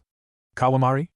I should have known. Kakashi had the two ninjas in a headlock and knocked them out by pressure point. Great job, Sasuke. You too, Sakura. Sasuke looked away, not wanting to show anyone that he was pleased with himself. If anyone saw him smiling right now, his reputation would go down the drain. The extra training he has been doing was finally paying off. Flashback. Sounds of metal hitting wood could be heard from the Uchiha district. Sasuke was training himself again, proving to his brother that he was not weak. ARGH. Sasuke flipped over and launched 3 more kunais towards the tree. All of the 3 hit the target dead center. He ran towards the tree, throwing a punch following it up with a kick. He should get some rest. He trained for God knows how many hours today. He knew it was time to quit. His body knew it, and probably everyone that was sleeping knew it. He couldn't get over his humiliation from Naruto. His brother and Naruto. Sasuke gripped his fist harder and slammed it into the tree, causing leaves to shake off. Before Naruto, there was no one standing in his way to kill his brother, but ever since Naruto appeared, he found it harder. The mysterious blonde has hiding something big. He dropped to the ground on his back. There was no one left for him. His family was dead. There was no one to go home to. He wondered if Naruto was the same. He saw the dirty looks the boy received daily, and yet he hasn't done anything to stop it. It pissed him off to no end on how Naruto and his brother were similar, the power, the eyes, and even their attitudes. Sasuke felt his chakra spike up for a second before calming down. Sasuke closed his eyes thinking, it was a long week, maybe it's time to go to bed. Sasuke eventually dragged himself to bed. He would need his energy tomorrow. Flashback end. Kakashi took out some rope and tied them up against a tree.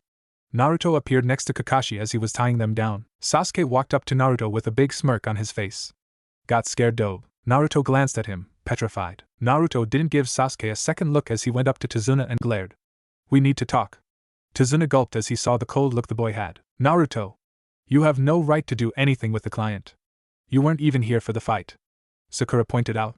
She was tired of his antics. No, Sakura, Naruto's right. We need to have a talk, Tazuna-san.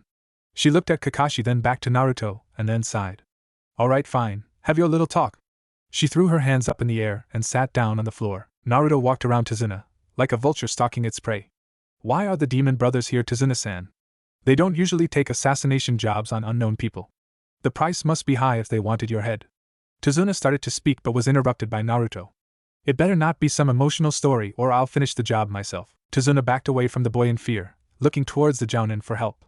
Kakashi paid him no attention as he started looking away. He was pleased with the way Naruto worked. Ibiki could take lessons from this boy. Alright, just keep the boy away from me. Tazuna held his hands high up in the air. He sat down on the floor and took a drink of sake. As you know, I'm a bridge builder from Nami no Kuni.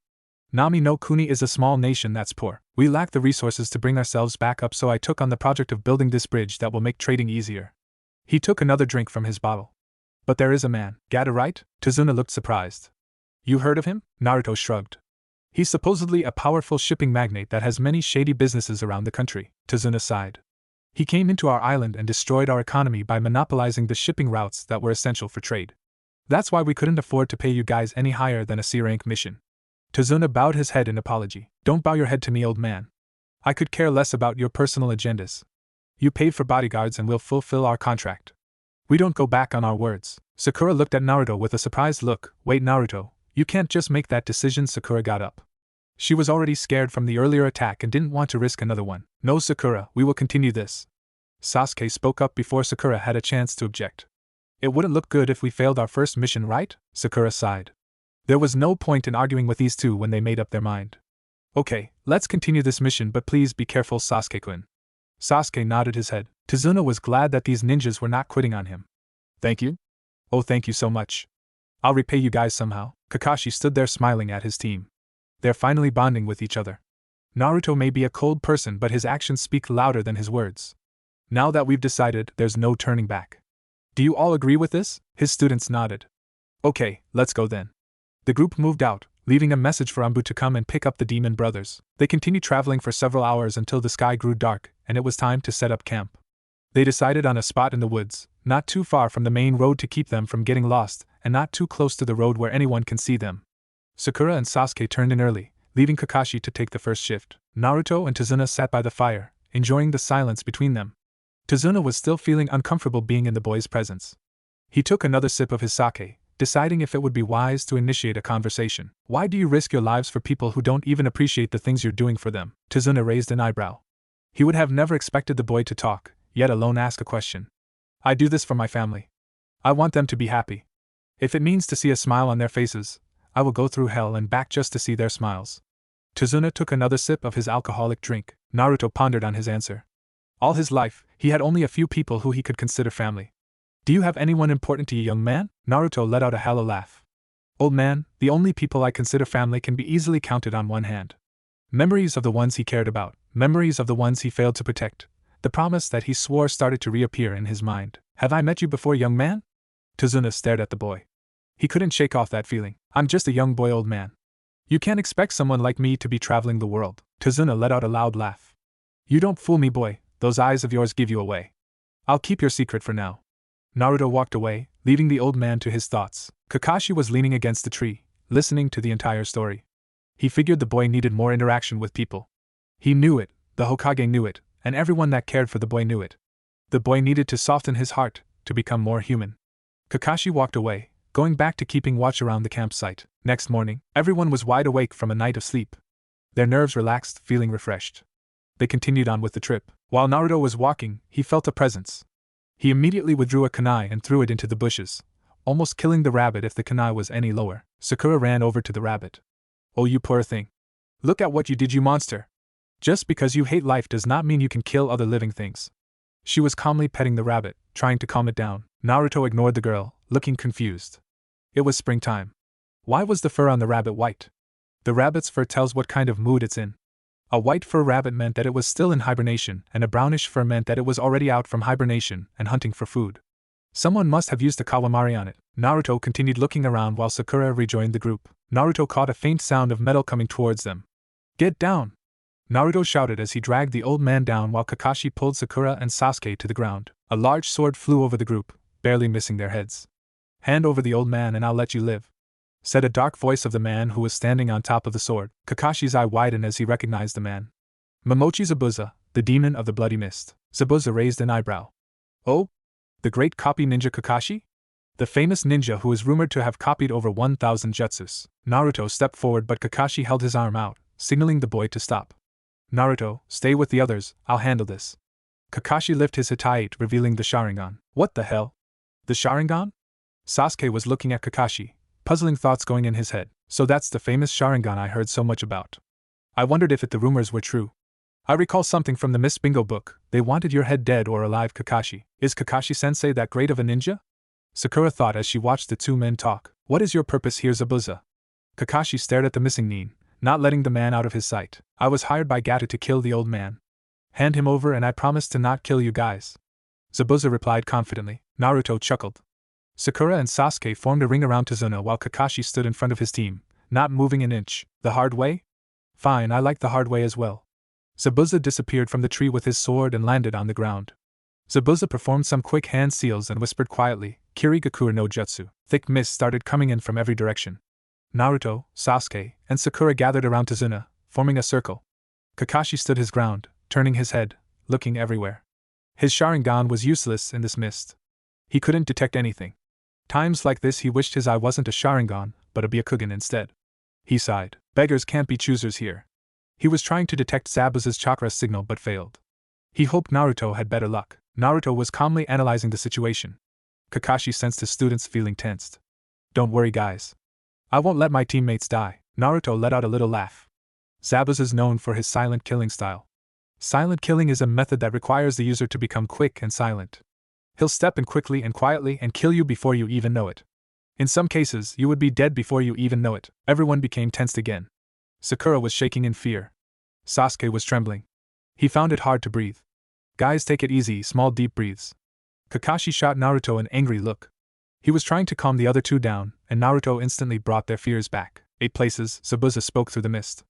Liver, lungs, spine, jugular vein, carotid artery, brain, kidneys, heart. There are 8 places that I can target, and all of them are critical places. Sakura started panicking. She couldn't move her body, found it hard to breathe. Is this what a jounin battle feels like? It's over. Everyone turned their eyes to see Zabuza standing in the middle of the group, hands on his zanbato. Kakashi-sensei, Sakura screamed, and before anyone could move, Zabuza swung. Kakashi immediately summoned chakra to his feet and dashed forward towards Zabuza. Arg! Zabuza yelled in pain as he felt someone slam into him, forcing him back. Kakashi rammed a kunai into Zabuza's stomach and forced him into the pond. Fool! Kakashi widened in surprise as the Zabuza he stabbed disappeared into water. Mizubushin. Zabuza appeared behind him and smirked. He swung his giant zanbato once again with ease and cleaved Kakashi in half. Zabuza stopped smirking when he realized that the person he killed in front of him turned into water. What? He copied my technique in the mist as well? Kakashi appeared behind him with a kunai to his neck.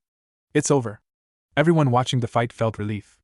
The mist was disappearing, seeing as how the mist required the user to be in concentration to sustain it. Kakashi had the upper hand and no one was going to die today. Naruto was watching the fight closely. He felt another presence nearby but couldn't figure out where it was. Don't get too cocky. Zabuza elbowed Kakashi in the chest, forcing the copy ninja to step back. Zabuza jumped away while doing some hand seals.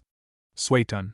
Tepidama. Zabuza put his hands to his mouth, water bullets forming and shot straight at Kakashi. Kakashi jumped up in the air, avoiding the bullets. He prepared his own hand seals and shouted Katon, but before he could finish it, Zabuza appeared above him and slammed his fist into the copy ninja's face. Kakashi was sent straight down to the pond. He slowed himself down enough to land on top of the water. Caught you. Kakashi turned around and saw Zabuza finish a set of head seals as water rose up and surrounded him. Suiro no Jutsu. Kakashi stared at the demon from inside his prison. How could I have been this careless? Run, this guy is out of your league. Kakashi shouted to his team, hoping that they would get the message and run. Sorry, Kakashi, but if you only handed the old man over earlier, I would have let them live, but now, it's too late for that. Zabuza formed some hand seals and created some Mizubushins. 10 copies of Zabuza appeared and ran towards the group. Kakashi gave the real Zabuza a sad smile. No, Zabuza, I feel sorry for you. Zabuza gave Kakashi a confused look. HM? What do you mean? Kakashi only chuckled. There is a boy that is even stronger than me. Before Zabuza could ask any more, water splashed everywhere. His clones were dispelled. Zabuza's eyes widened as he recognized that technique. A voice echoed the name of the technique, Shiraniryu. Tsuchibatsu. Chunks of rock came flying towards the real Zabuza, but he knocked it all away with his own sword. Naruto stood there, holding his sword on his shoulder. Everyone looked in surprise. Sasuke and Sakura were gawking at Naruto's sword and his abilities. Why, Zabuza, surely you remember me. Naruto shot Zabuza a cold, piercing glare. Zabuza didn't dare step back. His eyes widened in fear. He remembered the boy. Why are you here? You should have been dead. Naruto gave him an eerie smile. You should have made sure then. Naruto charged forward, towards the missing nin. Have you met my newest addition? Meet Tenro. Naruto swung his sword for Zabuza's neck but was blocked by the giant Zanbato. Zabuza released Kakashi from his prison. Naruto appeared next to Kakashi, grabbed his vest and threw him back to the land. I'll handle this, Kakashi-sensei. The copy ninja could only nod as he got back up. He was shocked to know that Naruto knew Zabuza and the fact that Zabuza actually feared Naruto. Let's settle this once and for all, Zabuza. Naruto swung his sword towards the man. Zabuza parried the sword strike and swung his horizontally. The two engaged in a sword battle while the others on the other side only stared. Who is Naruto, Kakashi-sensei? Sakura was putting the pieces together. No genin should have this much power to fight an A-rank missing nin on even grounds. I don't have the answer to that question, Sakura. Kakashi didn't even look at her. He was too busy trying to watch the fight. Sasuke gripped his fist so hard that his knuckles turned white. I must have his power. He was mesmerized by the fight. Was he jealous of Naruto? The power that the blonde had? He shook off his feelings. No, he was going to force himself to work even harder until he can beat Naruto. One day, Naruto, I'll beat you. Tazuna was standing there, shocked that the boy can match the demon of the mist evenly. As the people on the ground continued watching, Naruto caught Zabuza with a thrust to his shoulder. Zabuza found himself being pushed back as Naruto yanked his sword out from the wound. Blood flowed out as the wound opened wider. He followed up by a quick swipe to the head, but Zabuza ducked and kicked the blonde away. He stood up, panting for air. Naruto stood in front of Zabuza, looking at him with his cold eyes. What? Tired already? You have gotten soft in your old age, Zabuza. Zabuza glared at him, panting for air. The fight was taking a lot out of him.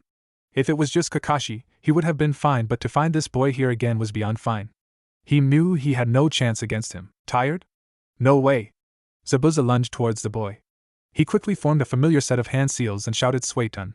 Teppadama water bullets shot towards Naruto once again. Pathetic, is this the man you became, Zabuza? Naruto flipped through a series of hand seals that Zabuza didn't recognize. Suetun, Junsai no Jutsu, a barrier of water appeared in front of Naruto, absorbing most of the bullets. Where was the man that I respected? Zabuza growled. That man is dead, brat. You don't know the hell I went through. Naruto focused his chakra into his right hand and rammed it into the demon's face. The impact sent Zabuza off of the river and into a tree. Naruto appeared in front of the man, holding his sword out. Then the last thing I can do for you is to grant you a quick death. The rest of Team 7 was watching the conversation between the two. They wondered how Naruto knew Zabuza and what their relationship was. Kakashi was already drained from using his Sharingan. He pulled his Hitachi down when he noticed something odd about Zabuza. He sensed an abnormality in the missing nin's chakra levels. Naruto, look out! The warning came too late as Zabuza smirked and kicked Naruto away. He shouted Suetun, Suryudan no Jutsu, never look away, brat. Zabuza concentrated his chakra into the attack. There was no way the brat could have survived this. The water dragon rose up from the ground and charged straight at Naruto. Naruto only shook his head. Don't you know when you're already beaten? Naruto concentrated chakra into his right hand. He slammed his fist between the eyes of the dragon, causing the attack to break apart. As the attack fell apart, Zabuza appeared from where the water dragon was. Don't count me down yet. He quickly performed his final hand seal and concentrated hard. It was now or never. Suetun, Daibakufu no Jutsu. Naruto stared at the huge amount of water coming towards him. Holy shit, that's a lot of water. Naruto tried to move his legs but he couldn't move. He saw why he couldn't move. The attack from the dragon forced some rocks to be caught between his legs. He didn't notice it until now. His eyes widened as he saw the attack hit him straight on. Naruto! Kakashi and the rest of Team 7 shouted. Thousands of gallons of water exploded on Naruto, hitting him so hard that he felt like getting beat with 1,000 metal objects. He felt like a broken puzzle, being smashed over and over, pain shooting all around his body. Zabuza stood there panting. His chakra levels were now depleted, but he finally put one over the brat. Naruto struggled up to his feet. Almost had me there, Zabuza. Naruto gave him a little smile. Zabuza couldn't find the strength to answer the boy. They looked each other in the eye, newfound respect for each other found. Naruto went through a series of hand seals and held his hand forth in a Ryu seal. Lightning soon found its way onto the battlefield. Naruto's hand glowed in a bright color, sounds can be heard from it. He shouted the name of the famous technique. Raijin Morian no Jutsu. Zabuza's eyes widened. He heard tales of this technique. If the brat was using this technique, it must have meant that the rumors were true. Naruto dashed forward, his hands held forward, aiming to kill. Before Naruto reached Zabuza, several saban needles impaled Zabuza by its neck. Zabuza fell down to the floor, not moving. Naruto cancelled his technique, surprised by a sudden turn of events. A mysterious hunter nin appeared beside the dead body. The hunter nin bowed his head. Thank you for your assistance. As the hunter nin approached the fallen ninja, Naruto reached for his wrist. What do you think you're doing, partner? The hunter nin looked at Naruto shocked. He attempted to remove the iron grip but found some difficulty. Naruto, you did a good job, now let the hunter Nin do his job. Kakashi walked up to Naruto, his hitai back in its original place. The other members were still with Tazuna, shocked at the power that he displayed. Naruto stared at the hunter Nin. This is my prey, if you want it, you'll have to fight me for it. The hunter Nin threw Naruto a bag full of ryo and removed the hand from his wrist. Naruto smiled to himself. As he was turning around, he turned his head to the hunter Nin. Tell him next time we meet I'll kill him. The hunter Nin immediately disappeared, knowing that his cover was now blown and the chance of escape was quickly diminishing. Kakashi looked at Naruto in surprise. How did you know that he wasn't a real hunter Nin? Naruto ignored his question. He was too tired to answer it. He felt his body ache in pain, his will to stay conscious quickly failing.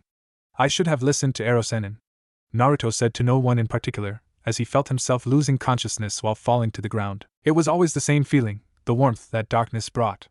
People claimed that darkness was cold and numb, but he couldn't disagree more. If this warmth wasn't darkness, he didn't know what was. He almost felt like he was in an embrace with his parents, how he longed for a family, the memories and feelings that the word brought to people. Sasuke grunted in pain. It was definitely not one of his good days. He was stuck carrying Naruto on his back. Kakashi collapsed to the ground after the battle, stating that he was nearly depleted of chakra, leaving Sasuke the only one capable of carrying the blonde. He looked at Naruto. No one knew anything about him. His mind was still replaying the fight from earlier. Naruto fought a high-level missing Nin on even grounds. Anger started to build up as he recalled the jutsus that Naruto displayed. And where did he get the sword? Why did it look so exotic yet powerful? There were so many unanswered questions concerning the boy. He sighed. He was getting a headache just thinking about it. He couldn't get his answers as long as the blonde was still unconscious. He looked at Kakashi, who was using Tazuna as support, making small talk as they walked to Tazuna's house. Silence surrounded the group as they walked. The small talk died out. Everyone had the same question on their minds. Who was Naruto Uzumaki? Sakura looked at her fallen comrade. He's not by regular standards a genin like us, and he knows Zabuza somehow. Sasuke looked at her confused. Not a regular genin? What do you mean by that? Sakura looked at him surprised, realizing that she spoke her thoughts aloud. She felt her cheeks go red, blushing from embarrassment. You guys are only half correct. Kakashi spoke up, saving Sakura the trouble of explaining. She silently thanked her sensei. Naruto has experienced things that we couldn't even begin to experience. Kakashi was thinking back to his earlier conversation with Jiraiya-sama. It is our very own life experiences that make a person stronger. All the training that we do, the training that we receive, and the jutsus we know will be useless if we don't have the experience to use them efficiently. Naruto has all of them, which allowed him to advance this far. At the rate he is going, I wouldn't be surprised if he becomes a legend someday. Tazuna nodded his head. You can see it in his eyes. The boy carries a burden on his shoulders. Kakashi laughed silently to himself. If you only knew what Naruto was carrying. Sasuke noticed Kakashi's amused look. What's so funny, Kakashi-sensei? Do you know something about Naruto that we don't? Kakashi paid the boy no attention. The third law was still in effect, and he wanted to be alive for the next volume of Ika Ika Paradise. Do you really want to know what I'm thinking? He chuckled evilly. Sasuke shook his head. It was probably best not to know. Sakura was thinking back to the times when they first met Naruto. The blonde was silent except for the times when he directed his insults towards Sasuke and her. He didn't speak much about his past or the things he wanted to do. Even his introduction to Team 7 was short. He didn't give any interesting information except becoming the greatest Hokage, and Sakura's eyes widened. I hate this village. His voice echoed through her head. He hates the village. What if Naruto decides to do something to them?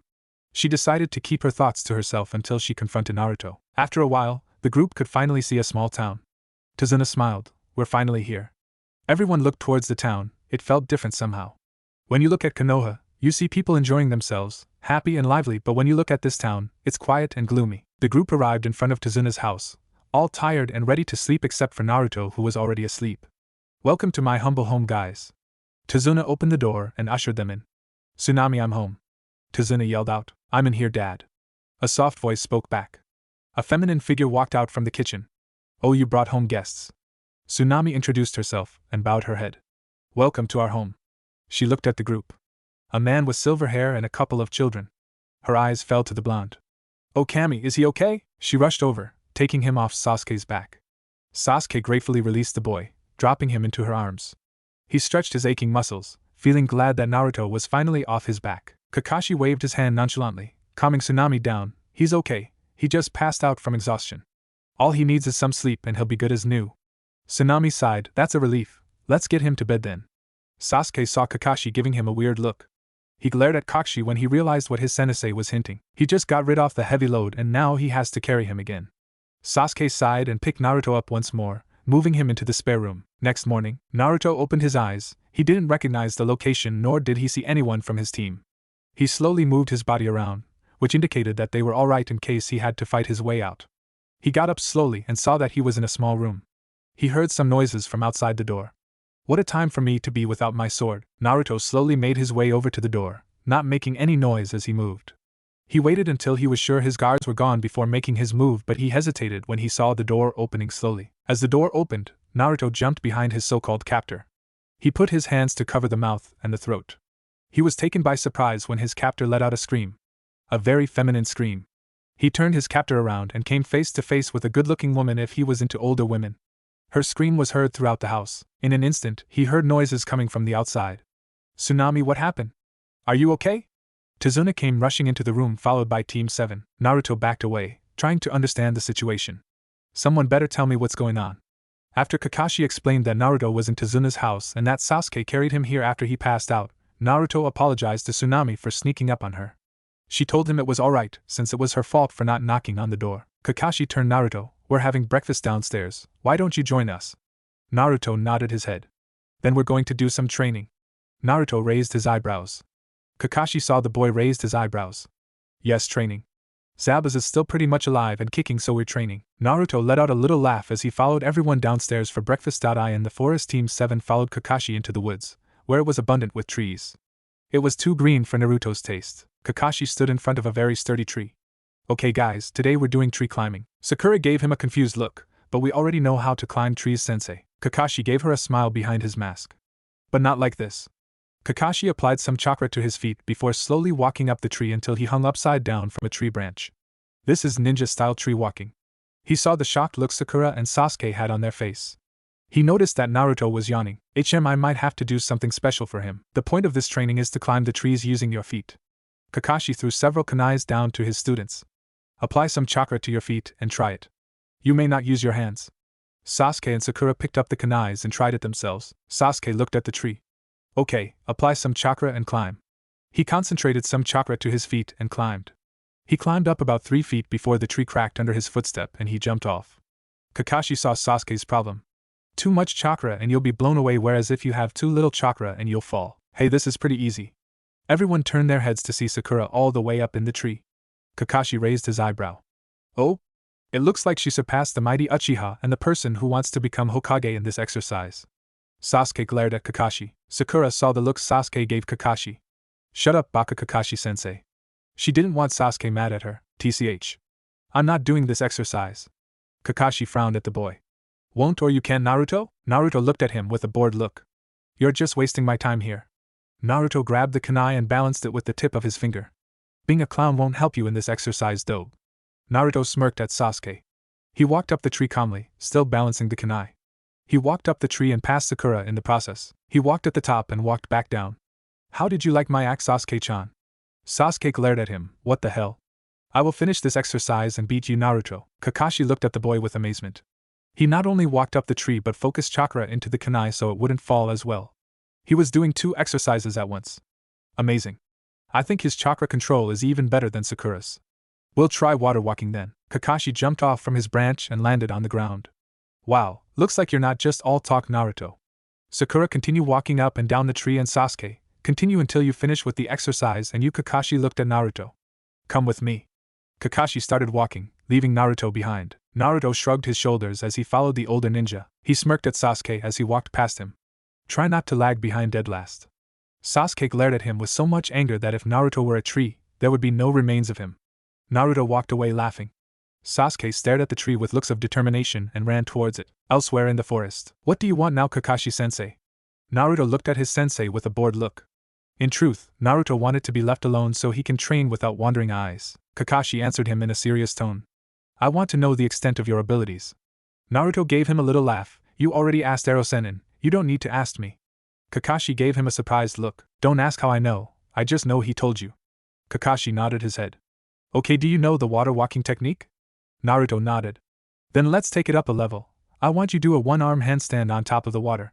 Naruto walked over to the water and did his task. He turned his head and looked at Kakashi. Now what? Kakashi answered him back in a sadistic tone. Now the fun begins. Kakashi proceeded to take out several kunais and tied some string around it. This is to build up your already large chakra reserves and improve your sixth sense. Naruto looked at him with crazy eyes. Sadistic teacher, oh, why am I always surrounded by them? Elsewhere, Rocky was drinking her daily tea while enjoying the peacefulness. She let out a little sneeze. That damn brat must be talking about me behind my back. She rubbed her hands together. Payback is going to be fun. Back to the lake, Naruto was still struggling to stay alive as Kakashi was having the time of his life. He was dodging Kakashi's kunais from every angle. He found this more challenging than the regular water walking exercises. Naruto kept dodging the weapons, but he soon found himself getting tired. Then it came to him. The reason why he was using twice the required chakra amount was because he was enhancing his arm and standing on top of water. Oh, I'm going to be sore tomorrow. Several hours later, Kakashi made his way back to Sakura and Sasuke. It was fun training with the blonde. He had always wanted to do the things his sensei did to him when he was a genin, and now he had the chance to do it to his sensei's son. Oh, revenge was sweet. Kakashi arrived to see Sakura sitting there, exhausted. Her chakra reserves must have doubled from the training today. Faint sounds of kunai scratching against the tree could still be heard from the area. Kakashi saw Sasuke still going up the tree, his markings increasing each time he marched up the tree. What a scary bunch these three will become. Zabuza will have his hands full when we meet again. He noted that their skills were increasing with each passing hour. Okay guys, good job.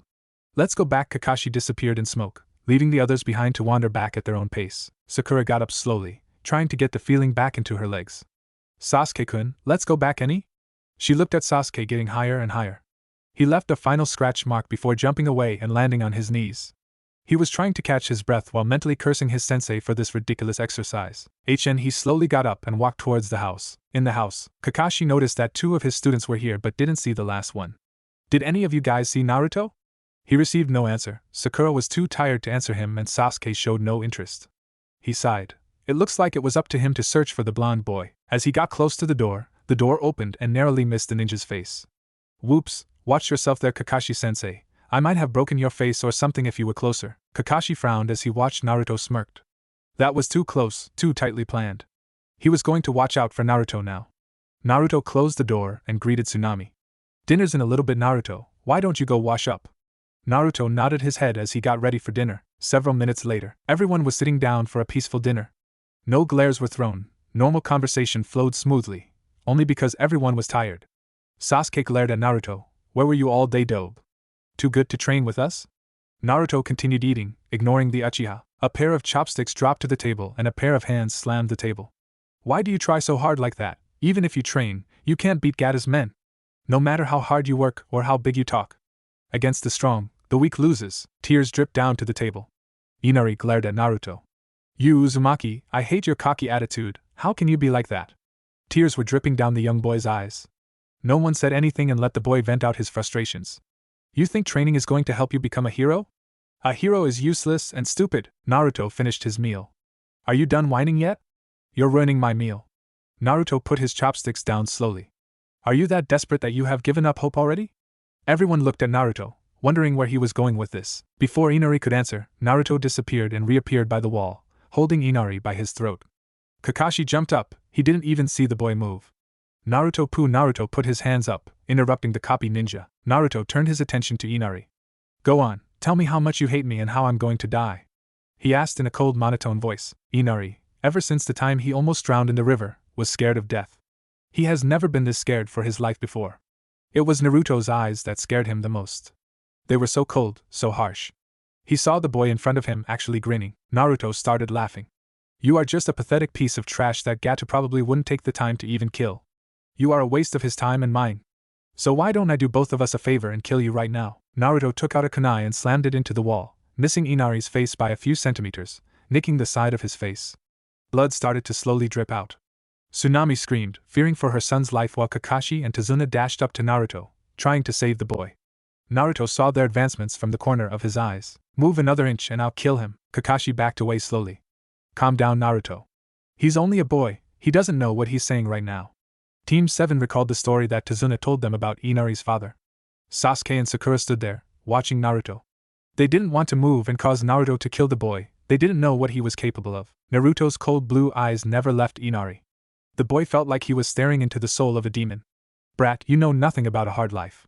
So what if your father is dead? Is crying going to bring him back? I bet he's crying in his grave right now because you're so useless. Everyone flinched at the harsh words Naruto was throwing at the boy. Why don't you actually do something with those hands of yours? If you die in the process, you could have said that you tried and died, but here you're whining about your problems. Grow up. Naruto held his left hand out and a scroll dropped down. The Tenro soon replaced the scroll and Naruto was holding the sword in his left hand. Say hello to your father for me in the afterlife. Naruto swung his sword at Inari. Tsunami screamed while everyone rushed forward. Everyone stopped when they saw the sword stopping inches away from the boy's neck. Naruto smirked. That's the way to go, Inari. You told me you didn't care, but your eyes tell me differently. Consider yourself lucky. I'll kill you if you whine again. Naruto dropped the boy to the ground. Naruto! You're going to be in so much trouble for this. I'm going to report this. Sakura continued screaming at the blonde for trying to assassinate the boy. Naruto ignored her and left the house. Kakashi noticed that Inari wasn't shaking. A normal person who was in a life and death situation would be shaking, but he wasn't. He was going to have a talk with the boy later. Tsunami and Tazuna rushed over to comfort Inari. Later in the night, Kakashi saw Inari sitting by the docks, staring out into the vast sea. Is it okay if I sit here? He wondered how the boy was doing after the scene with Naruto. The boy didn't answer him, so Kakashi took his silence as a yes and sat down next to the boy. You know, Naruto didn't mean to say all of those things. He doesn't think when he speaks. Kakashi still didn't receive any kind of response from the boy. You know, Naruto grew up without any parents, without friends, without anyone. Kakashi thought back to 12 years ago when his sensei was still alive. If only you were here to guide him, sensei. Inari looked at Kakashi with sad eyes. Don't apologize for him. He made me see something that I was too blind to see. The boy got up and left the copy ninja alone, in the forest. Arg. Stupid people and their attitudes piss me off. Naruto swung his sword at another clone, causing it to disappear. Damn them all. He spun around and slashed 3 clones at once. They don't know the pain I feel. A clone was kicked up into the air. Naruto threw his sword on the ground. They don't know how it feels to be alone. Naruto appeared on top of the clone. They don't know what it is like to be me. A Rasengan formed in Naruto's hands. His eyes flashed red for a second. Uzumaki Raisen! He thrust the sphere into the clone, dispelling it before landing back on the ground. He surveyed the area. No longer was it a beautiful place for people.